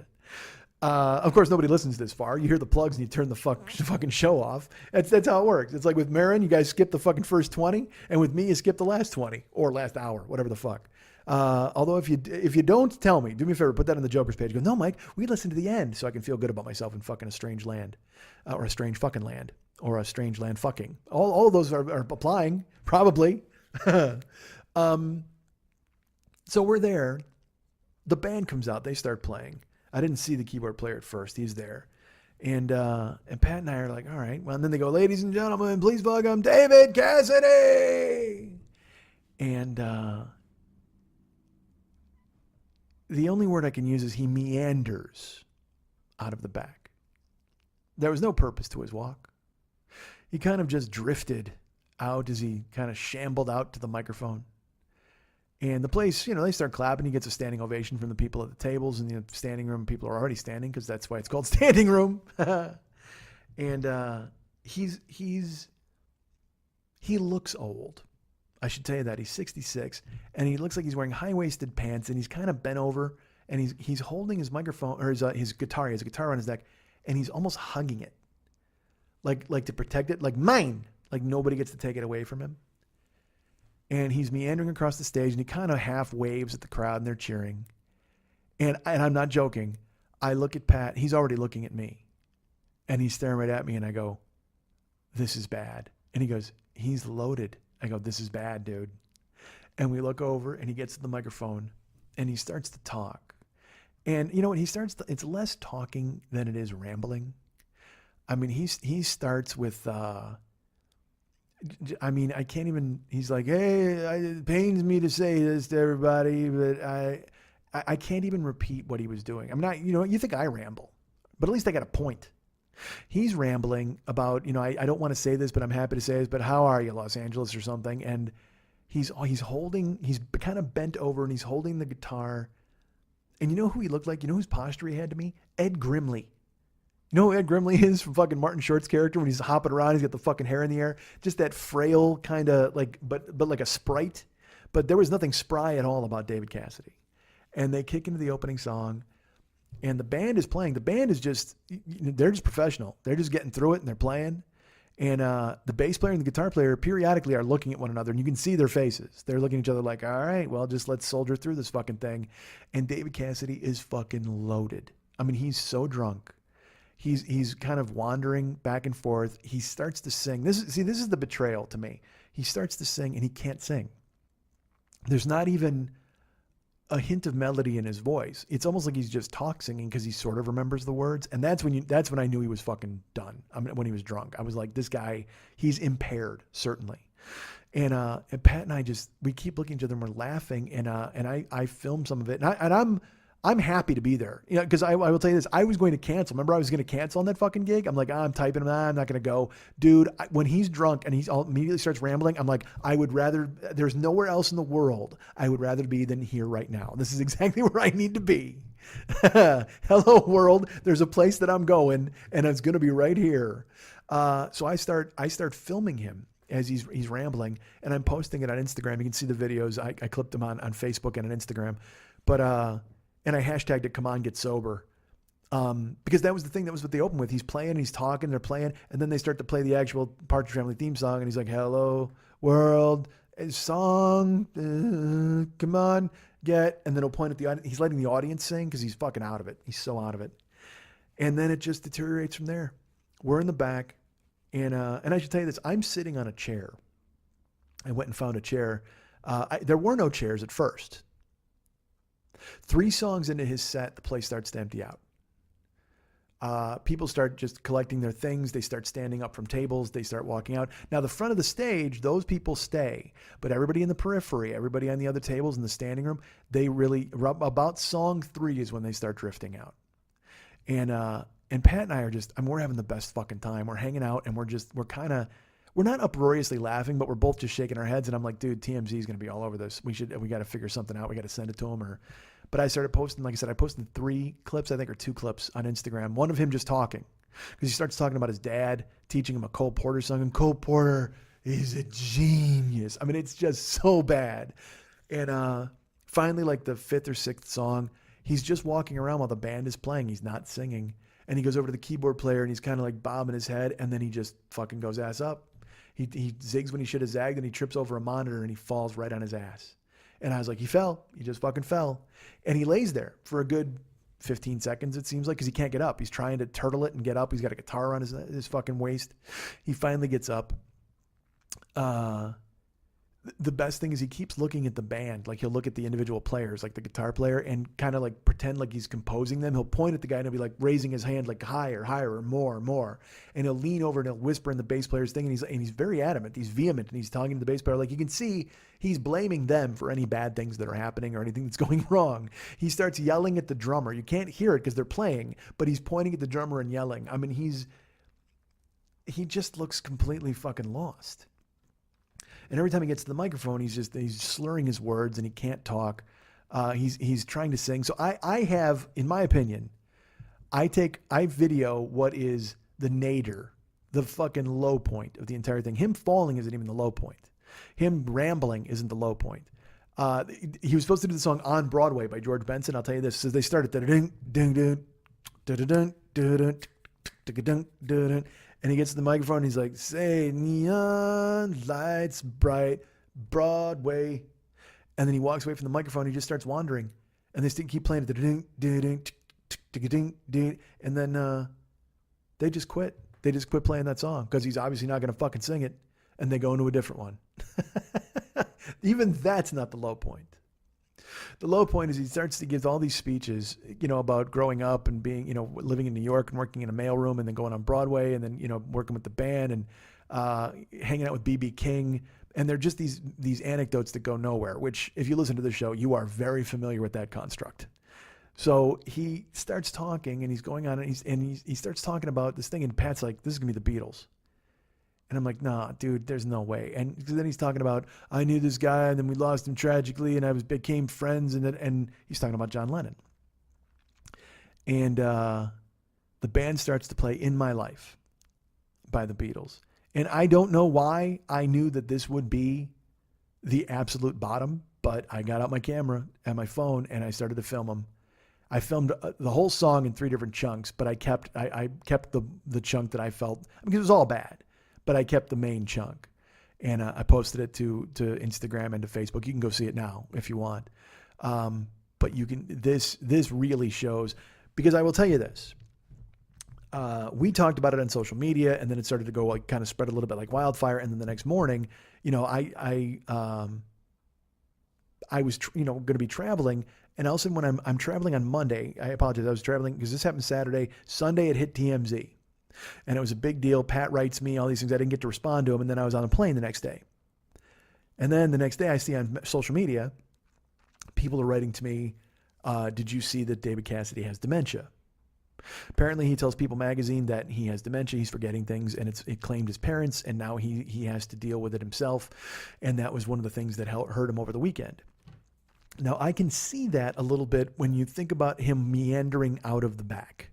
Because he looked like a frightened old man who was just walking. He had been shoved toward lights and had no idea why he was there. He really did. He had a smile, but he also, because I think maybe muscle memory, he knew what he was doing. But at the same time, he was thrown. And then when he would wander, he would look like once in the moment you didn't think it. But once I hear the dementia thing, it kind of makes sense because he looks lost. He's wandering around. You don't know if he knows what he's doing or where he's going or what's going on. But listen to me. Okay. If you see the clip that I posted of him trying to sing the Beatles, and I mean trying, and by trying, I mean not fucking trying. There's no way that's not dementia. Okay. Unless he forgot who the Beatles were and how to sing and how singing was done and how to use your mouth. I mean, he had to forget. There had to be a lot of dementia in that moment to explain it away with that. That is a guy who's fucking loaded. That is a guy who's impaired and a guy who's fucking hit the sauce way too much because he starts singing and he's got his eyes closed. You ever be with a fucking drunk? I told you, my dad was the same way. When he's doing these rambling monologues, it reminded me of phone calls with my dad. And then in 1961, I was in the Navy and oh my God, shut the fuck up. I can't listen anymore. I did dutifully. I did my whole life until the last one. And then I hang up on him. I put the phone down and walked away and then he died. So I guess the moral of the story here is, I made fun of David Cassidy and now he's going to die because of me. That's what it is. I don't know, dementia or alcoholism.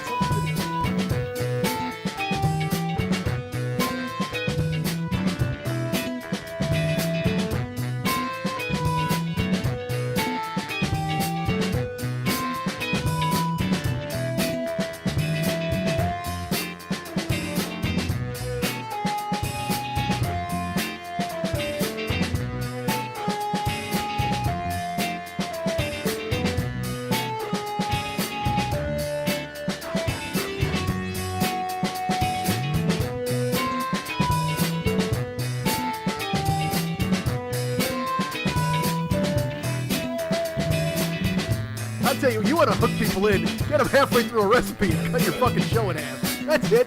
Do an hour about stew and then bail, get on a plane, and then come back and revisit it 2 days later, because that's the most important stew in the universe. Was there noodles or rice involved? Stay tuned!